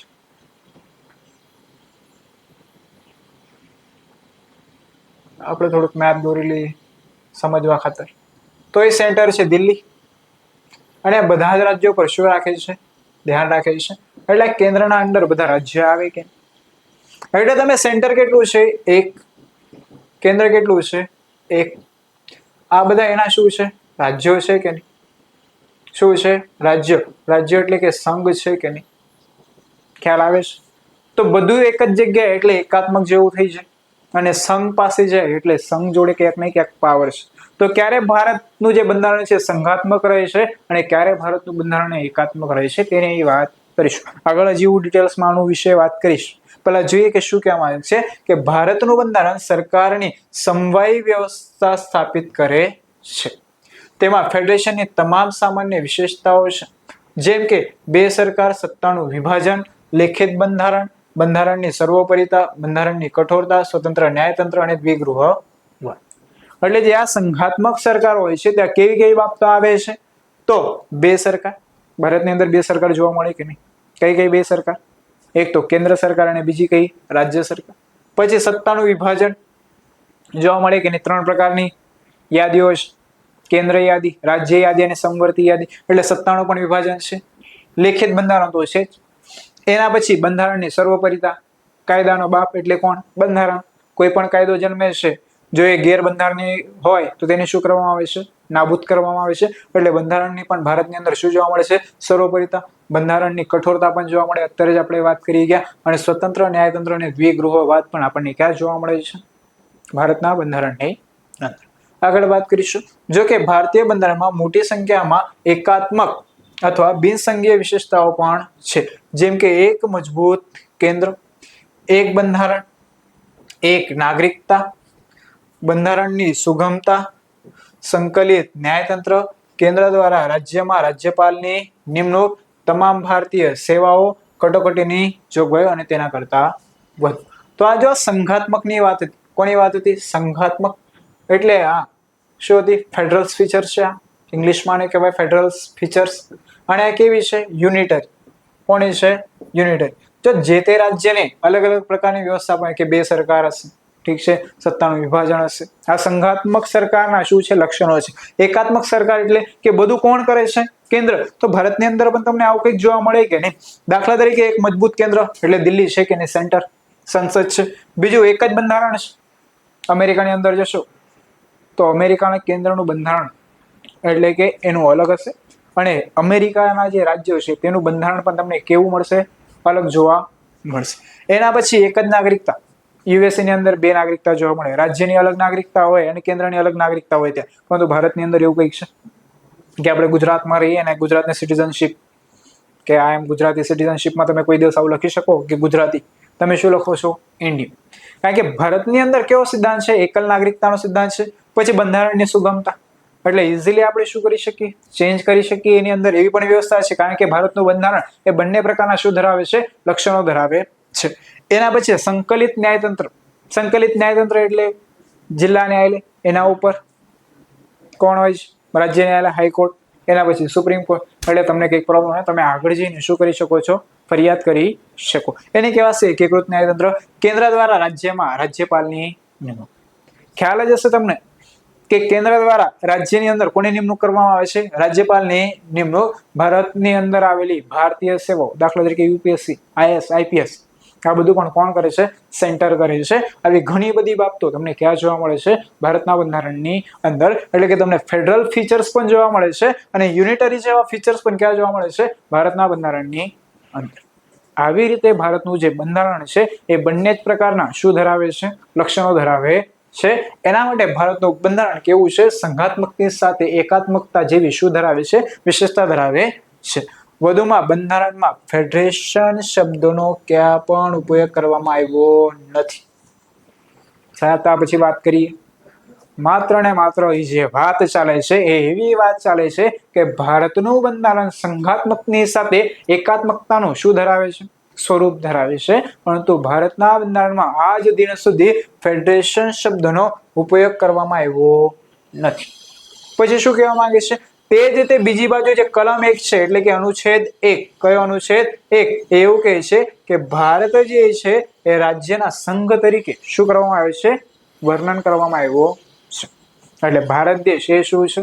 રાજ્યનો સંઘ છે. શું છે? રાજ્યનો સંઘ. એ બાબત એવું સૂચવે છે કે એક ભારતીય ફેડરેશન એ રાજ્ય દ્વારા કરાયેલા કરારનું પરિણામ નથી, અને 2, કોઈ પણ રાજ્ય સંઘમાંથી અલગ થવાનો અધિકાર ધરાવતો નથી. આનો અર્થ શું થાય છે? તમે અમેરિકાના બંધારણની વાત કરશો તો અમેરિકાના અંદર જે રાજ્યો છે એ બધા રાજ્યો ભેગા થઈને એક અમેરિકા બન્યું છે. એટલે અમેરિકાનું નામ શું છે? USA. United states of America. એટલે સ્ટેટ્સ યુનાઇટ થયા છે, સ્ટેટ શું થયા છે, યુનાઇટ થયા છે, અને એના પછી શું બન્યું છે, અમેરિકા. પરંતુ કોઈ દિવસ તમે એવું સાંભળ્યું કે યુનાઇટેડ સ્ટેટ્સ ઓફ ઇન્ડિયા, એવું સાંભળ્યું છે નહીં. પરંતુ ભારતના અનુચ્છેદ 1 એવું કહેવામાં આવ્યું છે કે ઇન્ડિયા દેટ ઇઝ ભારત, એટલે કે ઇન્ડિયા એ જ ભારત છે, અને આ ભારત રાજ્યનું શું છે, સંઘ છે. એટલે કે રાજ્યો દ્વારા ભારતનું નિર્મિતિ થઈ નથી, અને કોઈ પણ રાજ્યને ભારતમાંથી છૂટા થવાની પણ શું નથી, શક્તિ નથી. ઠીક છે. અને ભારત જે છે એ રાજ્યોના સ્વીકૃતિ દ્વારા એક કરવામાં આવ્યું નથી. તો ભારતની અંદર એક કેન્દ્ર છે, અને આ કેન્દ્ર હેઠળ શું છે ભાઈ, રાજ્ય છે. તો આ જ બાબત કીધી છે કે ભારતીય ફેડરેશન એ રાજ્ય દ્વારા કરાયેલા કરારનું પરિણામ નથી, અને કોઈ પણ રાજ્ય ભારતમાંથી છૂટું થઈ શકતો નથી. આવી ચર્ચા આપણને ક્યાં જોવા મળે છે, ભારતીય બંધારણની. આ જે વિશેષતા કીધું કે સંઘાત્મક અને એકાત્મકતા, કે જેના લીધે તમને બહુ સારો એવો ખ્યાલ આવે. તો ભારતની અંદર જ્યારે ઇમરજન્સી લાગુ પડે ને, કોઈ પણ પ્રકારની હોય, કટોકટીની જોગવાઈ કરવામાં આવે, ત્યારે ભારતની જે કંઈક અલગ અલગ રાજ્યોની જે કંઈક કાર્યવાહી કરવાની હોય, જે કંઈક સરકાર હોય છે, દાખલા તરીકે રાષ્ટ્રપતિ શાસન. ભારત દેશની અંદર જે રાષ્ટ્રપતિ હોય છે કયા સ્તરે હોય છે, કેન્દ્ર સ્તરે હોય છે. કયા સ્તરે હોય છે, કેન્દ્ર સ્તરે. તો જ્યારે રાષ્ટ્રપતિ શાસન લાગુ કરવામાં આવે, કાં તો કોન્સ્ટિટ્યુશનલ ઇમરજન્સી લાગુ કરવામાં આવે, કાં તો બંધારણીય જોગવાઈ, કાં તો બંધારણીય કટોકટી લાગુ કરવામાં આવે છે, ત્યારે ભારતનું સંપૂર્ણ એવી વ્યવસ્થા કોના હાથમાં જતી રહી છે, કેન્દ્રના હાથમાં. અને કેન્દ્રમાં પણ કોના હાથમાં જતી રહી છે, રાષ્ટ્રપતિના હાથમાં. તો આ કેવી વ્યવસ્થા થઈ, એકાત્મક, એટલે એક જોડે જતું રહ્યું. કોના જોડે જતું રહ્યું, એક જ જોડે, એટલે એકાત્મક થઈ ગયું, જેને કહેવાય છે યુનિટરી કહેવાય છે. તે જ રીતે તમે જોઈ શકો છો કે ભારતની અંદર જે સત્તાનું વિભાજન કરવામાં આવ્યું છે, એટલે કે રાજ્ય માટે એની પોતાની અલગ સૂચિ હશે, કયા કયા વિષયો પર કાયદાઓ બનાવી શકે એ અલગ હોય છે. કેન્દ્રમાં પણ કેન્દ્ર સૂચિ હોય કે કેન્દ્ર કયા કયા વિષયો પર શું બનાવી શકે, કાયદાઓ બનાવી શકે. તો જો એ અલગ અલગ વિષયોને પણ શું કરવામાં આવ્યું છે, વિભાજિત કરવામાં આવ્યું છે. આ કેવું સ્વરૂપ છે, સંઘાત્મક. કેવું સ્વરૂપ છે, સંઘાત્મક. તો આવી રીતે ભારતનું જે બંધારણ છે એ બંને જ પ્રકારના શું ધરાવે છે, લાક્ષણિકતાઓ ધરાવે છે. અને ભારતની આ ચોથી એવી શું છે, વિશેષતા છે કે ભારતનું બંધારણ જે છે એ સંઘાત્મકની સાથે શું છે, એકાત્મક પણ છે. આટલું ક્લિયર થયું હશે. આગળ જઈને વાત કરીશું આપણે કે ભારતની 5મી એવી વિશેષતાની વાત કરવાની. ચાલો જોઈ લઈએ અમુક એવા મહાન તત્વજ્ઞાની હોય. તમે કંઈ પણ જીવનમાં એવું સારું કરો તો પેલા હોય ને અમુક કાઢી કાઢતા હોય, અણી કાઢતા હોય, તેવા એ પણ હતા કે એક વ્યક્તિ હતો કેસી વેર કરીને. કોણ હતો, કેસી વેર. તે ભારતના બંધારણને ઉપમા આપી છે કે ભારતીય બંધારણને સ્વરૂપમાં સંઘીય છે, પરંતુ ભાવનામાં કેવું છે, એકાત્મક છે. એટલે ભારતનું બંધારણ દેખાય સંઘીય, પરંતુ અંદરથી જે છે એ કેવું છે, એકાત્મક છે. કેવું છે, એકાત્મક. આવું કોઈ કીધું, કેસી વેર. તે જ પછી અર્ધસંઘીય તરીકે પણ ઘણા બધા લોકો આને શું કરે છે, ઉપમા આપે છે. એના પછી એક વ્યક્તિ છે મોરિસ જોન્સ. કોણ છે, મોરિસ જોન્સ. તેઓએ ભારતીય બંધારણને શું કીધું છે, બાર્ગેનિંગ ફેડરલિઝમ.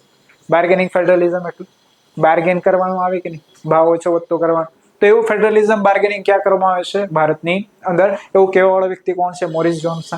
પછી આવે છે ગ્રેનવિલ ઓસ્ટિન. કોણ છે, ગ્રેનવિલ ઓસ્ટિન. જે શું કહે છે, કોઓપરેટિવ ફેડરલિઝમ. શું કહે છે, કોઓપરેટિવ ફેડરલિઝમ. એટલે કે ભારતની અંદર જે ફેડરલિઝમ જોવા મળે છે એ કોઓપરેટિવ પ્રકારનું છે. એટલે રાજ્ય અને કેન્દ્ર બંને સાથે મળીને શું ધરાવે છે, ફેડરલિઝમ ધરાવે છે.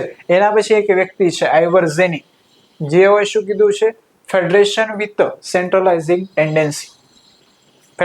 શું કીધું છે, ફેડરેશન વિથ કયું ટેન્ડન્સી, સેન્ટ્રલાઇઝિંગ ટેન્ડન્સી. સેન્ટ્રલાઇઝિંગ ટેન્ડન્સી મીન્સ કે કેન્દ્ર છે, કેન્દ્ર નીચે કોણ છે, રાજ્ય છે. તો આવું કેવા વાળા વ્યક્તિ પણ કોણ હતા, આઇવર ઝેની. કોણ હતા, આઇવર ઝેની. ચાલો ભારતને આગળની વિશેષતાને આપણે હવે વાત કરીશું. તો ઓલરેડી આપણે 4 વિશેષતાઓ ભણી ગયા. કઈ કઈ હતી એક વખત યાદ કરી લો.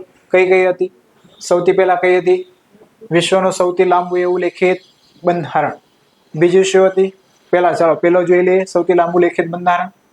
પછી બીજી હતી વિભિન્ન સ્ત્રોતો દ્વારા સ્વીકૃત. ત્રીજી હતી કઠોર અને પરિવર્તનશીલનું સમન્વય. ચોથું શું હતું ભાઈ, સંઘાત્મકની સાથે એકાત્મકતા. હવે આપણે આગળ જઈશું પાછું કે ભારતની અંદર જે સરકારનું સ્વરૂપ છે એ કેવા પ્રકારનું જોવા મળે છે, સંસદીય પ્રકાર.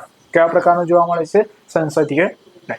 સંસદીય પ્રકારનું કઈ રીતે જોઈશું કે ભારતના બંધારણને અમેરિકન પ્રેસિડેન્શિયલ સિસ્ટમ ઓફ ગવર્નમેન્ટના બદલે બ્રિટિશ સંસદીય સરકારની શું સ્વીકારી છે, વ્યવસ્થા પસંદ કરી છે. એટલે આપણે જે સંસદીય સરકાર છે એ કોની પસંદ કરી? બ્રિટિશની. કોની પસંદ કરી? બ્રિટિશની. આપણે અમેરિકાની પ્રેસિડેન્શિયલ સિસ્ટમ એક્સેપ્ટ કરી નથી. અમેરિકાની અંદર પ્રેસિડેન્ટ હોય છે, મુખ્ય વ્યક્તિ, ઠીક છે. તો ભારતની અંદર કોણ મુખ્ય હોય છે? પીએમ હોય છે. કોણ હોય છે? પીએમ. તો એ જ વાત થાય છે કે આપણે કોને સ્વીકૃત કરી છે? બ્રિટનની. અમેરિકાથી સ્વીકૃત કરી નથી. આગળ જઈને વાત કરીએ, સંસદીય પ્રણાલી કાયદાકીય અને કારોબારી અંગો વચ્ચે સહકાર અને સંકલનના સિદ્ધાંત પર આધારિત છે, જ્યારે રાષ્ટ્રપતિ પ્રણાલી બે અંગો વચ્ચે સત્તાના વિભાજનના સિદ્ધાંત પર આધારિત છે. તો સંસદીય પ્રણાલી જે હોય છે કોના કોના સિદ્ધાંત પર આધારિત છે? કાયદાકીય અને કારોબારી અંગો વચ્ચે શું ધરાવે છે? સહકાર અને સંકલન. એટલે કે ભારતની અંદર જે કંઈક કાયદા બનાવવામાં આવે છે તેનું અમલ કરવાનું કામ કોણ કરશે? કારોબારી. કોણ કરશે? કારોબારી. અને જે કંઈક કાયદાકીય એટલે કે વિધાયિકા હોય અને જે કંઈક કારોબારી હોય છે એ બંને જ ભેગા થઈને બહુ સારા એવા પ્રકારમાં સહકાર અને શું ધરાવે છે? સંકલન ધરાવે છે. તો આવી કંઈક બાબતની ચર્ચા તમને રાષ્ટ્રપતિ પ્રણાલીમાં જોવા મળશે નહીં. અહીં સંકલન અને સહકાર જોવા મળે છે, પરંતુ પ્રેસિડેન્શિયલ રૂલમાં તમને સત્તાનો શું જોવા મળે છે? વિભાજન જોવા મળે. એટલે કે કાયદાકીય અલગ અને કારોબારી અલગ. કોઈ દિવસ રિસર્ચ કરજો કે અમેરિકાનું જે કોન્સ્ટિટ્યુશન છે એ કઈ રીતે ભારતના કોન્સ્ટિટ્યુશનથી અલગ પડે છે. ઠીક છે, જાણ કરજો. એટલે તમારા રીતે પણ તમે કંઈક રિસર્ચ કરશો તો તમને પણ કંઈક જાણવામાં શું આવશે? મજા આવશે. તો ભારતનું બંધારણ જે છે એ સંસદીય પ્રકારનું છે અને કાયદાકીય અને કારોબારીમાં શું ધરાવે છે? ભાઈ સંકલન ધરાવે છે, સહકાર ધરાવે છે. પરંતુ અમેરિકાનો જે પ્રેસિડેન્શિયલ રૂલ છે એ સહકાર અને સંકલન ધરાવતું નથી, પરંતુ સત્તાનું શું ધરાવે છે? વિભાજન ધરાવે છે. આગળ જઈને વાત કરીશું સંસદીય પ્રણાલીને બીજું નામ કયું છે? Westminster model. શું છે? વેસ્ટમિન્સ્ટર મોડલ તરીકે પણ કહેવામાં આવે છે. તો અહીંથી પ્રશ્ન પૂછાય છે કે ભારતનું જે બંધારણ છે કાં તો જે સંસદીય પદ્ધતિ છે એ કેવા પ્રકારની છે? તો વેસ્ટમિન્સ્ટર મોડલ છે સરકારનું મોડલ, એટલે જવાબદાર સરકાર અને કેબિનેટ સરકાર. તો વેસ્ટમિન્સ્ટર મોડલનો અર્થ શું થાય છે? જવાબદાર સરકાર અને કેબિનેટ સરકાર. જવાબદાર સરકાર કોને કહેવાય? કેબિનેટ સરકાર કોને કહેવાશે? જેમ જેમ આગળ આપણે વધતા જઈશું આ લેક્ચર સિરીઝની અંદર એવી રીતે તમને આ બાબતની શું કરવામાં આવશે? જાણ કરવામાં આવશે. બંધારણ માત્ર કેન્દ્રમાં જ નહીં પણ રાજ્યમાં પણ શું ધરાવે છે? સંસદીય પ્રણાલી સ્થાપિત કરે છે. તો ઇન્ડિયાની અંદર તમે સેન્ટરમાં જોશો તો શું છે? રાષ્ટ્રપતિ છે, પછી રાજ્યસભા છે, પછી શું છે? લોકસભા. એવી રીતે તમે રાજ્યમાં પણ જોઈ શકો ને કે સંસદીય પ્રણાલી અમુક રાજ્યમાં વિધાન પરિષદ છે, અમુક રાજ્યમાં નથી. તો વિધાનસભા હોય, વિધાન પરિષદ હોય અને રાજ્યપાલ હોય છે. તો આવી સંસદીય વ્યવસ્થા માત્ર ને માત્ર તમને કેન્દ્રમાં જ નહીં પરંતુ રાજ્યમાં પણ જોવા મળે. આગળ જઈને વાત કરીશું કે ભારતની સંસદીય સરકારની વિશેષતાઓ શું છે? નામાંકિત અને વાસ્તવિક અધિકારીઓની હાજરીમાં શું કરવામાં આવે છે? સંસદીય સરકાર ચલાવવામાં આવે છે. નામાંકિત અને વાસ્તવિક અધિકારીઓ એટલે હા શું થતું હશે? નામાંકિત અને વાસ્તવિક અધિકારીઓ કે જે અધિકારીઓ છે જેમનું નિમણૂક કરવામાં આવે છે તેમના દ્વારા શું કરવામાં આવશે? સંસદમાં કાર્યવાહી કરવામાં આવશે. બીજું શું કહે છે કે બહુમતી પક્ષનું શાસન, કે જે પક્ષ જોડે શું હશે? સૌથી વધારે બહુમતી હશે એ જ પક્ષનું સરકારમાં શું હશે? શાસન હશે. ત્રીજું, ધારાસભા માટે કારોબારીની સામૂહિક જવાબદારી. દાખલા તરીકે કોઈ બિલ પાસ કરવામાં આવે તો એ બિલ પર બધાની શું હશે? સહમતિ હશે. એટલે એ બિલ પર જવાબદારી માત્ર એ પ્રસ્તુત કરવા વાળી વ્યક્તિની જ હશે કે સંપૂર્ણ એવા ગૃહની હશે? સંપૂર્ણ એવા ગૃહની શું હશે? જવાબદારી હશે, જેને શું કહેવાય છે? સામૂહિક જવાબદારી. તો ભારતીય સંસદીય જે પ્રણાલી છે એમાં તમને કઈ કઈ વસ્તુ જોવા મળે? નામાંકિત અને વાસ્તવિક અધિકારીઓની હાજરીમાં સંસદીય પ્રણાલી ચલાવવામાં આવે છે. એટલે કે જેમને તમે જે ઇલેક્શનમાં ઉભા રહે છે એટલે નામાંકિત થાય છે અને એ જે વિણ થાય છે એટલે જે જીતે છે તે જ વાસ્તવિક અધિકારીઓની હાજરીમાં સંસદીય વ્યવસ્થા શું કરવામાં આવે? ચલાવવામાં આવે. એવું કોઈ દિવસ એવું છે કે તમે જે એમપીને જીતાડ્યા હશે એની જગ્યાએ બીજો કોઈક વ્યક્તિ જઈને ત્યાં બેસશે? એવું ચાલશે નહીં. તો ઇલેક્શન સમયે જે વ્યક્તિ નામાંકિત થયો છે, જે વાસ્તવિક છે, ત્યાં જઈને સંસદીય પ્રણાલીમાં શું કરશે? ભાગ લેશે. બીજું, બહુમતી પક્ષનું શું હોય છે? શાસન હોય છે. ત્રીજું, ધારાસભા માટે કારોબારી શું હોય છે? સામૂહિક રીતે જવાબદાર હોય છે. આગળ જઈને વાત કરીશું હજી આની અંદર શું શું તમને વિશેષતા જોવા મળશે.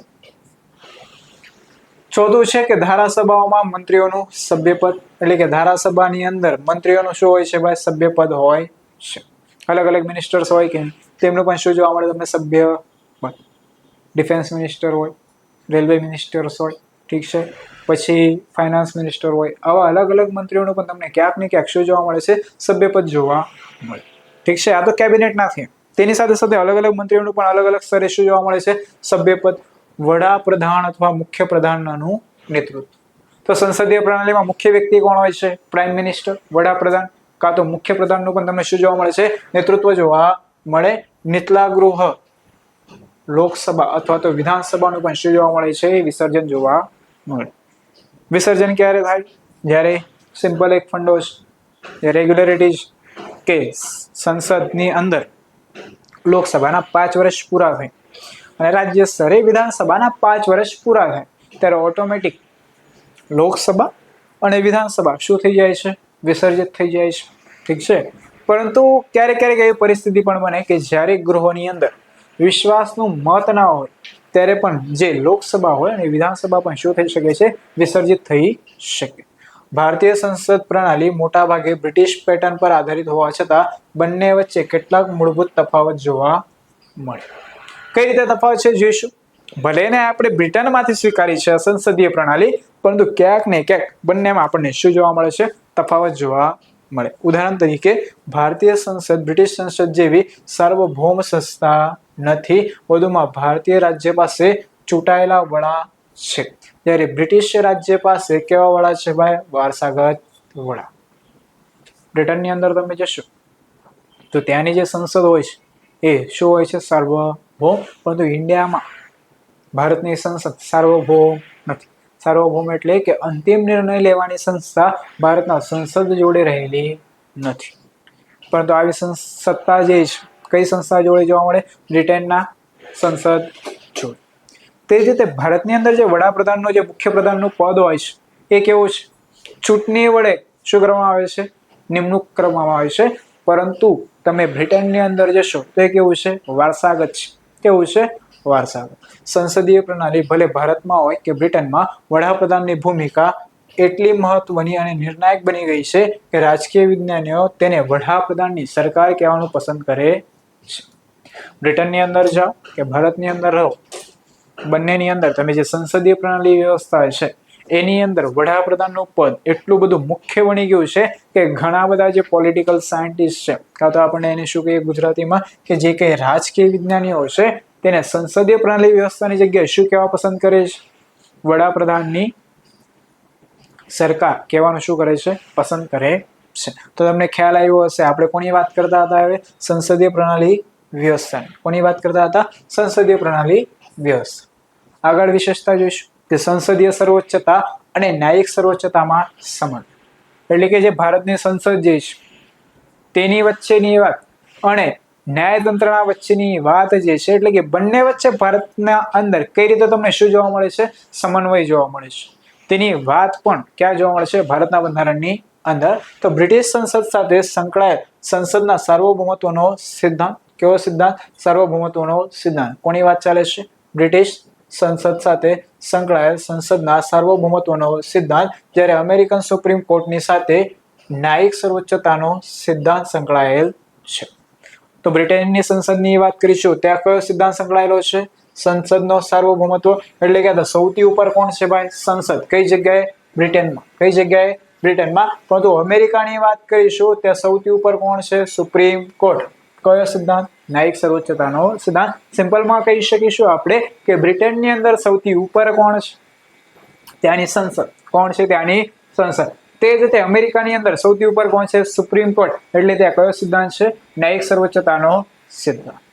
પરંતુ ભારત કંઈક યુનિક એવી વસ્તુ લઈને આવે અને બંને વચ્ચે શું લઈને આવશે? સમન્વય લઈને આવશે. જોઈશું શું કહેવા માંગે છે.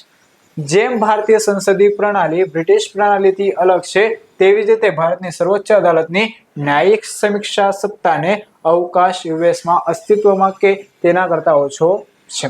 આ એટલા માટે છે કારણ કે અમેરિકન બંધારણ જે છે ભારતીય બંધારણની કલમ 21માં સમાવિષ્ટ કાયદા દ્વારા સ્થાપિત પ્રક્રિયાની વિરુદ્ધ કાયદાની યોગ્ય પ્રક્રિયા માટે જોગવાઈ કરે છે. ભારતનું જે બંધારણ છે એની તુલના જ્યારે અમેરિકાના સુપ્રીમ કોર્ટના ન્યાયિક સર્વોચ્ચતાના સિદ્ધાંત સાથે કરવામાં આવે ને ત્યારે ક્યાંક ને ક્યાંક કેવું પડે છે? ઓછું પડે છે. જે જ કહેવા માંગે છે, જો ભારતની સર્વોચ્ચ અદાલતની ન્યાયિક સમીક્ષા સત્તાનો અવકાશ યુએસમાં અસ્તિત્વમાં છે તેના કરતા કેવો છે? ઓછો. એટલે કે ભારતની જે ન્યાયતંત્રની પ્રણાલી છે તેની જે પાવર છે એ ક્યાંક ને ક્યાંક યુએસના ન્યાયતંત્ર કરતા કેવો જોવા મળે છે? ઓછો જોવા મળે. કેમ આવું કહે છે? કારણ કે યુએસએ ની અંદર કાયદા બનાવવો છે ને તો યોગ્ય પ્રક્રિયા દ્વારા બનવો છે. કાયદા જે બનવો જોઈએ કેવી પ્રક્રિયા દ્વારા? યોગ્ય પ્રક્રિયા દ્વારા. પરંતુ આપણા ત્યાં જે પ્રક્રિયા છે કોના મુજબ હોવી જોઈએ? કાયદા મુજબ. કોના મુજબ હોવી જોઈએ? કાયદા મુજબ. જો આવું બંને રીતે ડિફરન્સ છે.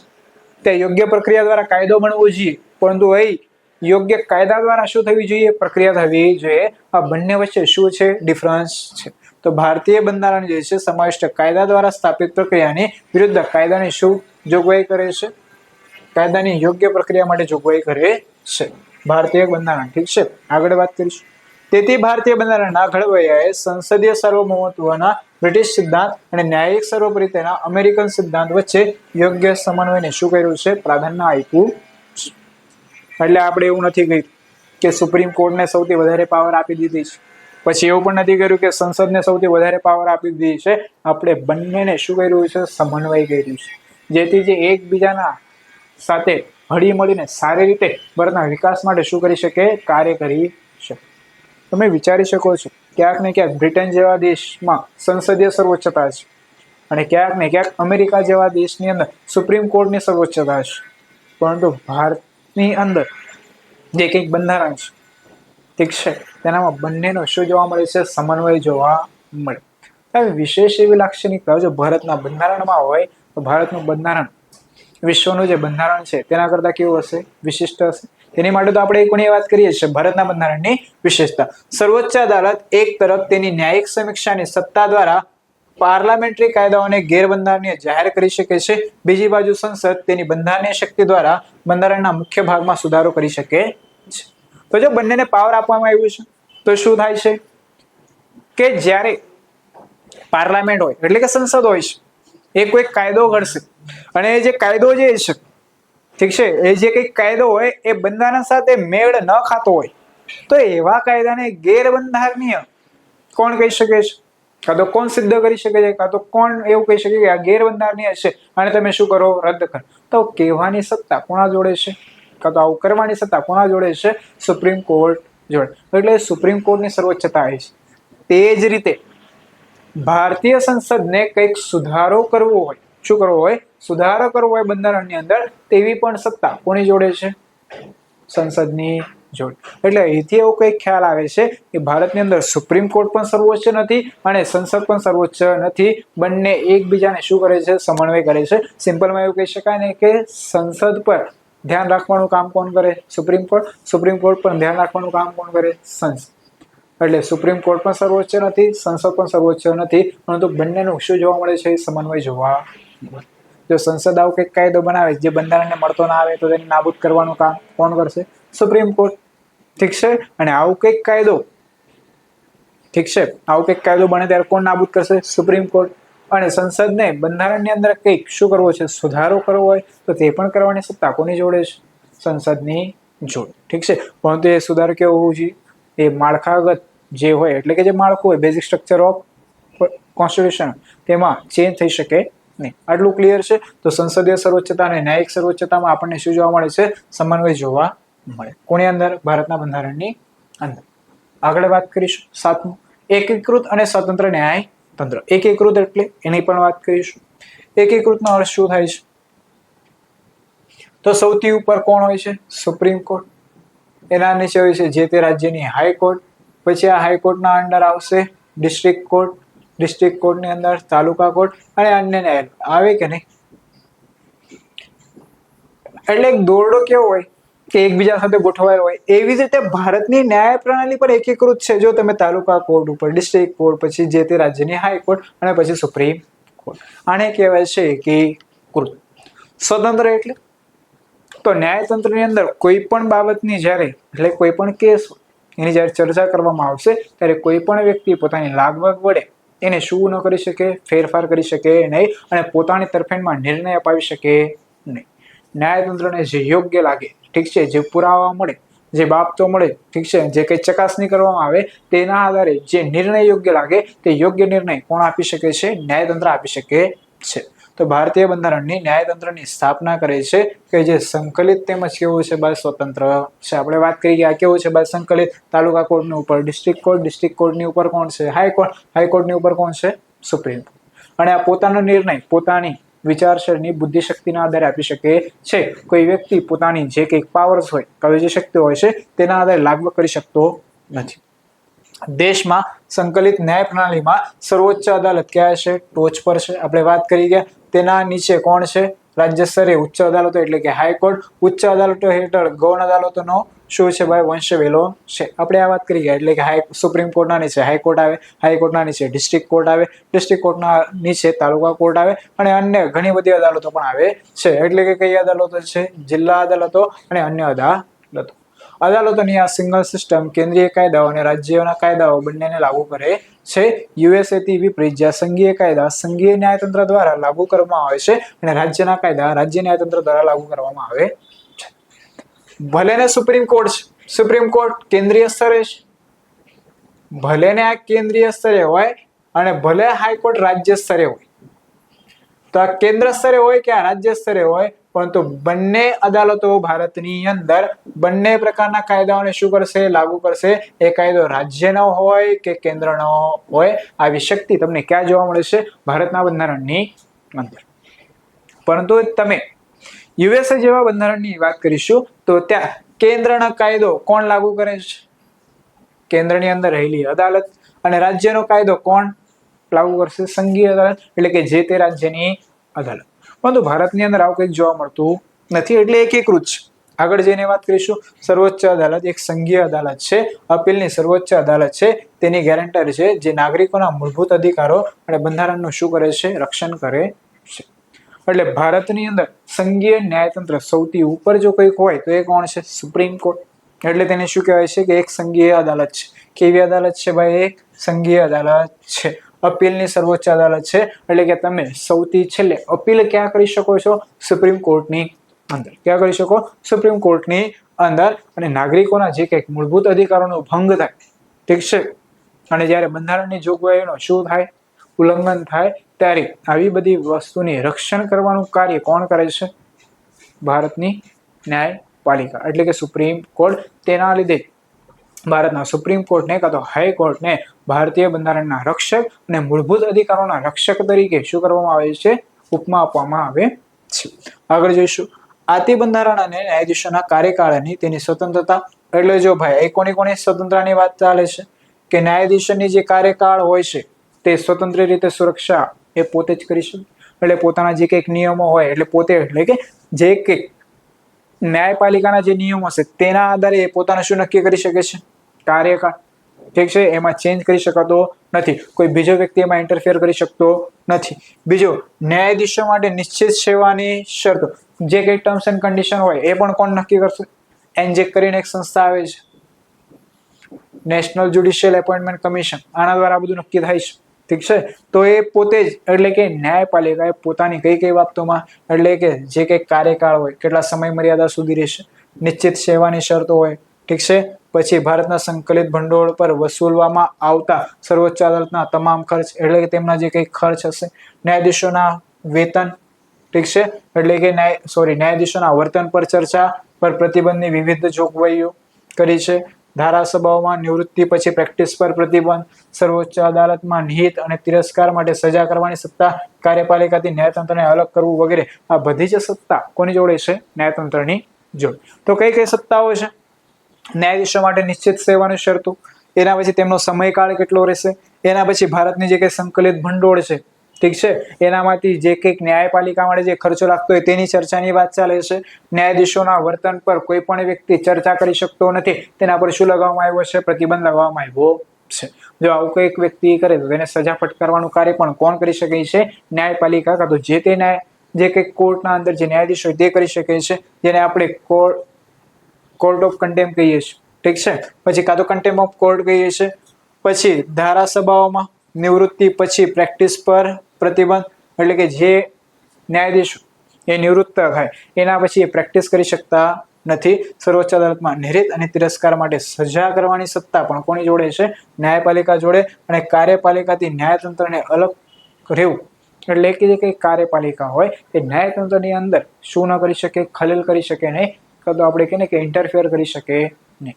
આવી વ્યવસ્થા પણ ક્યાં કરવામાં આવી છે? ભારતના બંધારણની. ઠીક છે, આટલું ક્લિયર હશે તમને કે ભારતના બંધારણની 7મી વિશેષતા શું હતી? એકીકૃત અને સ્વતંત્ર ન્યાય તંત્ર. પછી છે કે ભારતના બંધારણની અંદર તમને શું જોવા મળે છે? મૂળભૂત અધિકાર. શું જોવા મળે છે? મૂળભૂત અધિકાર. ઠીક છે, ભારતના બંધારણની 8મી જે વિશેષતા છે એ છે મૂળભૂત અધિકાર. તો ભારતીય બંધારણનો ભાગ 3 કયો ભાગ છે? 3. તો ભારતીય બંધારણના ભાગ 3માં તમને બધા જ પ્રકારના શું જોવા મળશે? મૂળભૂત અધિકાર. અને કેટલા મૂળભૂત અધિકાર છે? 6 મૂળભૂત અધિકાર. અને વિગતવાર ચર્ચા આપણે આગળના લેક્ચરમાં કરીશું. સૌપ્રથમ વાત કરીશું તો કયો અધિકાર છે? સમાનતાનો અધિકાર, જે અનુચ્છેદ ક્યાંથી ક્યાં સુધી છે? 14 થી 18. બીજું જે છે સ્વતંત્રતાનો અધિકાર, જે કલમ 19 થી લઈને ક્યાં સુધી છે? 22. એ બી છે, ડી નથી.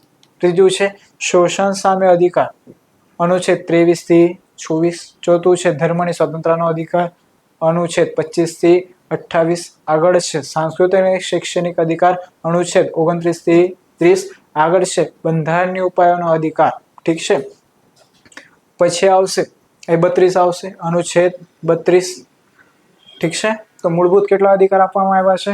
6. સૌથી પહેલા કયો અધિકાર છે? સમાનતાનો અધિકાર, જે અનુચ્છેદ 14 થી ક્યાં સુધી છે? 18 સુધી. પછી આવશે સ્વતંત્રતાનો અધિકાર, જે ક્યાંથી ક્યાં સુધી છે? 19 થી 22. પછી શોષણ સામે અધિકાર, અનુચ્છેદ ક્યાંથી ક્યાં સુધી છે? 23 થી 24.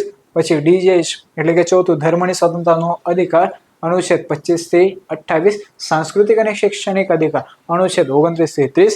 બંધારણીય ઉપાયોનો અધિકાર કાં તો બંધારણીય ઇલાજોનો અધિકાર, અનુચ્છેદ નંબર ક્યાંમાં જોવા મળે છે? 32 ની અંદર. મૂળભૂત અધિકારો એ રાજકીય લોકશાહીના વિચારને પ્રોત્સાહન આપવા માટે છે. તેઓ ધારાસભાના વહીવટી અને મનસ્વી કાયદાઓના જુલમ પર મર્યાદાઓ તરીકે કામ કરે છે. તેઓ પ્રકૃતિમાં કેવા છે? ન્યાયી છે. પ્રકૃતિમાં કેવા છે? ન્યાયી છે. તેઓ તેમના ઉલ્લંઘન માટે અદાલત દ્વારા લાગુ કરી શકાય છે. પીડિત વ્યક્તિ સીધી સુપ્રીમ કોર્ટમાં જઈ શકે છે. તેના માટે અલગ અલગ પ્રકારની રીટ હોય છે. હેબિયસ કોર્પસ, આદેશ, પ્રતિબંધ, પ્રમાણપત્ર અને કો વોરંટો જેવી રીટ પણ જારી કરી શકાય છે.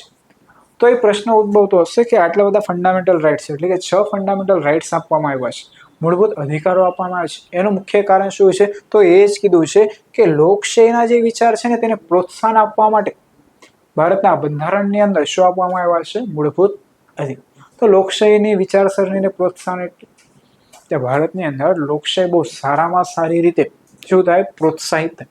એટલે કે અમુક લોકો જે પણ જ્યારે પણ ઇલેક્શન હોય ને વોટ કરવા નથી જતા, એ ઇલેક્શનના દિવસે વોટિંગનો જે રાઇટ્સ હોય છે એને છુટ્ટી તરીકે મનાવે છે. તો સૌથી એવી ખોટી બાબત કહેવાય. તો આવી વસ્તુ ન કરવું જોઈએ. લોકોને ખ્યાલ આવવો જોઈએ કે એમને એક એક વોટ કેટલો કિંમતી છે, કે જેના લીધે જે પ્રતિનિધિ મળશે વ્યવસ્થિત મળશે કે નહીં. અને જો એ વ્યક્તિ વ્યવસ્થિત જો તમને મળી જાય એ વિસ્તારની અંદર, કાં તો એ ઉમેદવાર બહુ સારી રીતે હોય અને બહુ સારો હોય, તો એ ક્યાંક ને ક્યાંક એ વિસ્તારનો શું કરી શકે છે? વિકાસ કરી શકે. તો આ મૂળભૂત અધિકારોનો સૌથી પહેલો હેતુ તો એ જ છે કે તમે જે કે લોકશાહી છે, ઠીક છે, અને લોકશાહીના જે વિચારો છે તેને શું કરી શકાય? પ્રોત્સાહિત કરી શકાય. પછી જે કે ધારાસભા હોય, ઠીક છે, ધારાસભાની જે વહીવટ એટલે કે સિમ્પલમાં કે ધારાસભા જે કંઈક કાયદાઓ બનાવે છે, ઠીક છે, કોઈ પણ નિર્ણય લઈ શકતી નથી. એટલે કે મન ફાવે તેવો નિર્ણય નથી લઈ શકતી. નિર્ણય લઈ શકે પરંતુ મન ફાવે તેવો નિર્ણય લઈ શકતી નથી. કંઈક ગેરબંધારણીય વસ્તુ હોય તો એના પર તમારે કંઈક બોલવું હોય તો આવી સત્તા પણ તમને કોણ આપે છે? મૂળભૂત અધિકાર. એટલે કાયદાની જે જોગવાઈ કરવામાં આવે છે તેના પર મર્યાદા લાદવાનું કામ પણ કોણ કરે છે? મૂળભૂત અધિકાર. તેના પછી તે પ્રકૃતિમાં કેવી છે? ન્યાયી છે. ન્યાયનો અર્થ શું થાય? જ્યારે પણ તમારા ફંડામેન્ટલ રાઇટ્સનું ઉલ્લંઘન થાય છે ત્યારે તમે ક્યાં જઈ શકો છો? સુપ્રીમ કોર્ટ કાં તો હાઈકોર્ટની અંદર. આને કહેવાય છે ન્યાય. શું કહેવાય છે? ન્યાય. એના પછી જો કોઈક પીડિત વ્યક્તિ હોય, ઠીક છે, શું હોય? પીડિત વ્યક્તિ, તો પોતાના મૂળભૂત અધિકારને સાચવવા માટે અલગ અલગ પ્રકારની શું જાહેર કરાવી શકે છે? ન્યાયાધીશ તરફથી રીટ જાહેર કરી શકે. 5 પ્રકારની એવી રીટ્સ હોય છે. જ્યારે આપણે મૂળભૂત અધિકારોનું ચેપ્ટર ભણીશું ત્યારે વિગતવાર ચર્ચા એની કરીશું. તો કઈ કઈ રીટ હોય છે? 5 પ્રકારની હોય છે. હેબિયસ કોર્પસ હોય છે, આદેશ હોય છે, પ્રતિબંધ હોય છે, પ્રમાણપત્ર હોય છે અને કો વોરંટ. ઠીક છે, ઇંગ્લિશમાં હેબિયસ કોર્પસ. હેબિયસ એટલે કે બંદી પ્રત્યક્ષીકરણ ગુજરાતીમાં કહેવાય છે, ઇંગ્લિશમાં એને કહેવાય છે હેબિયસ કોર્પસ. આદેશને શું કહેવાય છે? ઠીક છે, પ્રતિબંધ એટલે કે પ્રોહિબિશન. ઠીક છે, પ્રમાણપત્રને સર્શ્યોરરી અને ક્વો વોરંટો. ઠીક છે, એટલે પ્રશ્ન પૂછાધિકાર. આ બધી રીટ્સ કોના હેઠળ લાગુ કરવામાં આવે છે? સુપ્રીમ કોર્ટ કાં તો જે તે હાઈકોર્ટના હેઠળ. તો તમને એ ભારતના બંધારણની જે વિશેષતા છે, 8મી વિશેષતા એ ખ્યાલ આવી હશે કે ભારતના બંધારણની અંદર મૂળભૂત અધિકાર આપવામાં આવ્યા છે. એ કેટલા છે? 6 છે. કેટલા છે? 6. જો કે મૂળભૂત અધિકારો નિરપેક્ષ નથી અને વ્યાજબી પ્રતિબંધોને આધીન છે. વધુમાં તેઓ પવિત્ર નથી અને બંધારણીય સુધારા અધિનિયમ દ્વારા સંસદ દ્વારા તેને ઘટાડી અથવા રદ કરી શકાય છે. આર્ટિકલ 20 અને 21 દ્વારા બાંયધરી આપવામાં આવેલ અધિકારો સિવાય રાષ્ટ્ર કટોકટીની કામગીરી દરમિયાન તેમને સસ્પેન્ડ પણ કરી શકાય છે. કહેવા શું માંગે છે? સિમ્પલ કે તમને મૂળભૂત અધિકાર આપી દીધા છે. સ્વતંત્રતાનો અધિકાર, સમાનતાનો અધિકાર. સમાનતાના અધિકારનું એક એક્ઝામ્પલ લઈ લઈએ. દાખલા તરીકે તમે હોસ્પિટલમાં જતા હોવ અને કોઈક વ્યક્તિ એવો હોય કે જેને પગ નથી, તો એને વ્હીલચેર આપવામાં આવે અને તમને પગ છે, ઠીક છે, તમને શું છે? પગ છે, અને તમે ત્યાં જઈને એવું કહો કે ભાઈ મારી પણ વ્હીલચેર જોતી છે, તો તમને આપવામાં આવશે? તો ત્યાં તમે એવું તો નહીં કહી શકો ને કે મારો સમાનતાનો અધિકારનો શું થાય છે?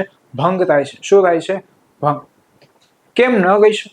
કારણ કે ભાઈ એ વ્યક્તિને પગ નથી, તેની માટે એને શું પ્રોવાઈડ કરવામાં આવે છે? વ્હીલચેર પ્રોવાઈડ કરવામાં આવે છે. તમને પગ છે, તમે સીડી દ્વારા શું કરી શકો છો? ચડી શકો. ખ્યાલ આવ્યો? ઠીક છે. બીજું, સ્વતંત્રનો અધિકાર, તો તમે ગમે ત્યાં ગલીમાં કોઈને પણ ગાળો આપી શકો, જેવું મન ફાવે તેવું વર્તી શકો નહીં, એવું પણ ચાલે નહીં. એટલે જે મૂળભૂત અધિકારો છે એના પર ક્યાંક ને ક્યાંક શું મૂકવામાં આવ્યો છે? વ્યાજબી પ્રતિબંધ. શું મૂકવામાં આવ્યો છે? વ્યાજબી પ્રતિબંધ. પરંતુ તમારા એવા 2 મૂળભૂત અધિકાર છે, આર્ટિકલ 20 અને 21. કયા અધિકાર છે? આર્ટિકલ 20 અને 21. અનુચ્છેદ 20 અને 21 જે છે એ રાષ્ટ્રીય કટોકટીના સમય દરમિયાન પણ શું નથી કરી શકાતી? નાબૂદ કરી શકાતી નથી. તો તમારે ગોતી રાખવાનું છે કે આર્ટિકલ 20 શું છે અને 21 શું છે. મને તો ખ્યાલ જ છે, પણ ક્યાંક ને ક્યાંક તમારે પણ રિસર્ચ કરવી પડે કે નહીં? થોડુંક તમે પણ પોતાની જાતે રિસર્ચ કરશો તો તમને પણ નવું જાણવા મળશે. અને એવી વસ્તુ જ્યારે આપણે જાતે સર્ચ કરીને શોધીએ ને તો એ વધારે લાંબા સમય સુધી યાદ રહે છે. તો તમને ખ્યાલ આવ્યો કે મૂળભૂત અધિકારો જે છે એ નિરપેક્ષ નથી, એ ઓલવેઝ જેવા તેવા રહેવાના નથી. એના પર ક્યાંક ને ક્યાંક શું લાદવામાં આવી છે? મર્યાદાઓ લાદવામાં આવી છે. ઠીક છે. આગળ જઈને વાત કરીશું. તો 2 એવા આર્ટિકલ જે ક્યારે રદ નથી થતા, કયા છે ભાઈ? રાષ્ટ્રીય કટોકટી ભલે હોય તો કયા છે? આર્ટિકલ 20 અને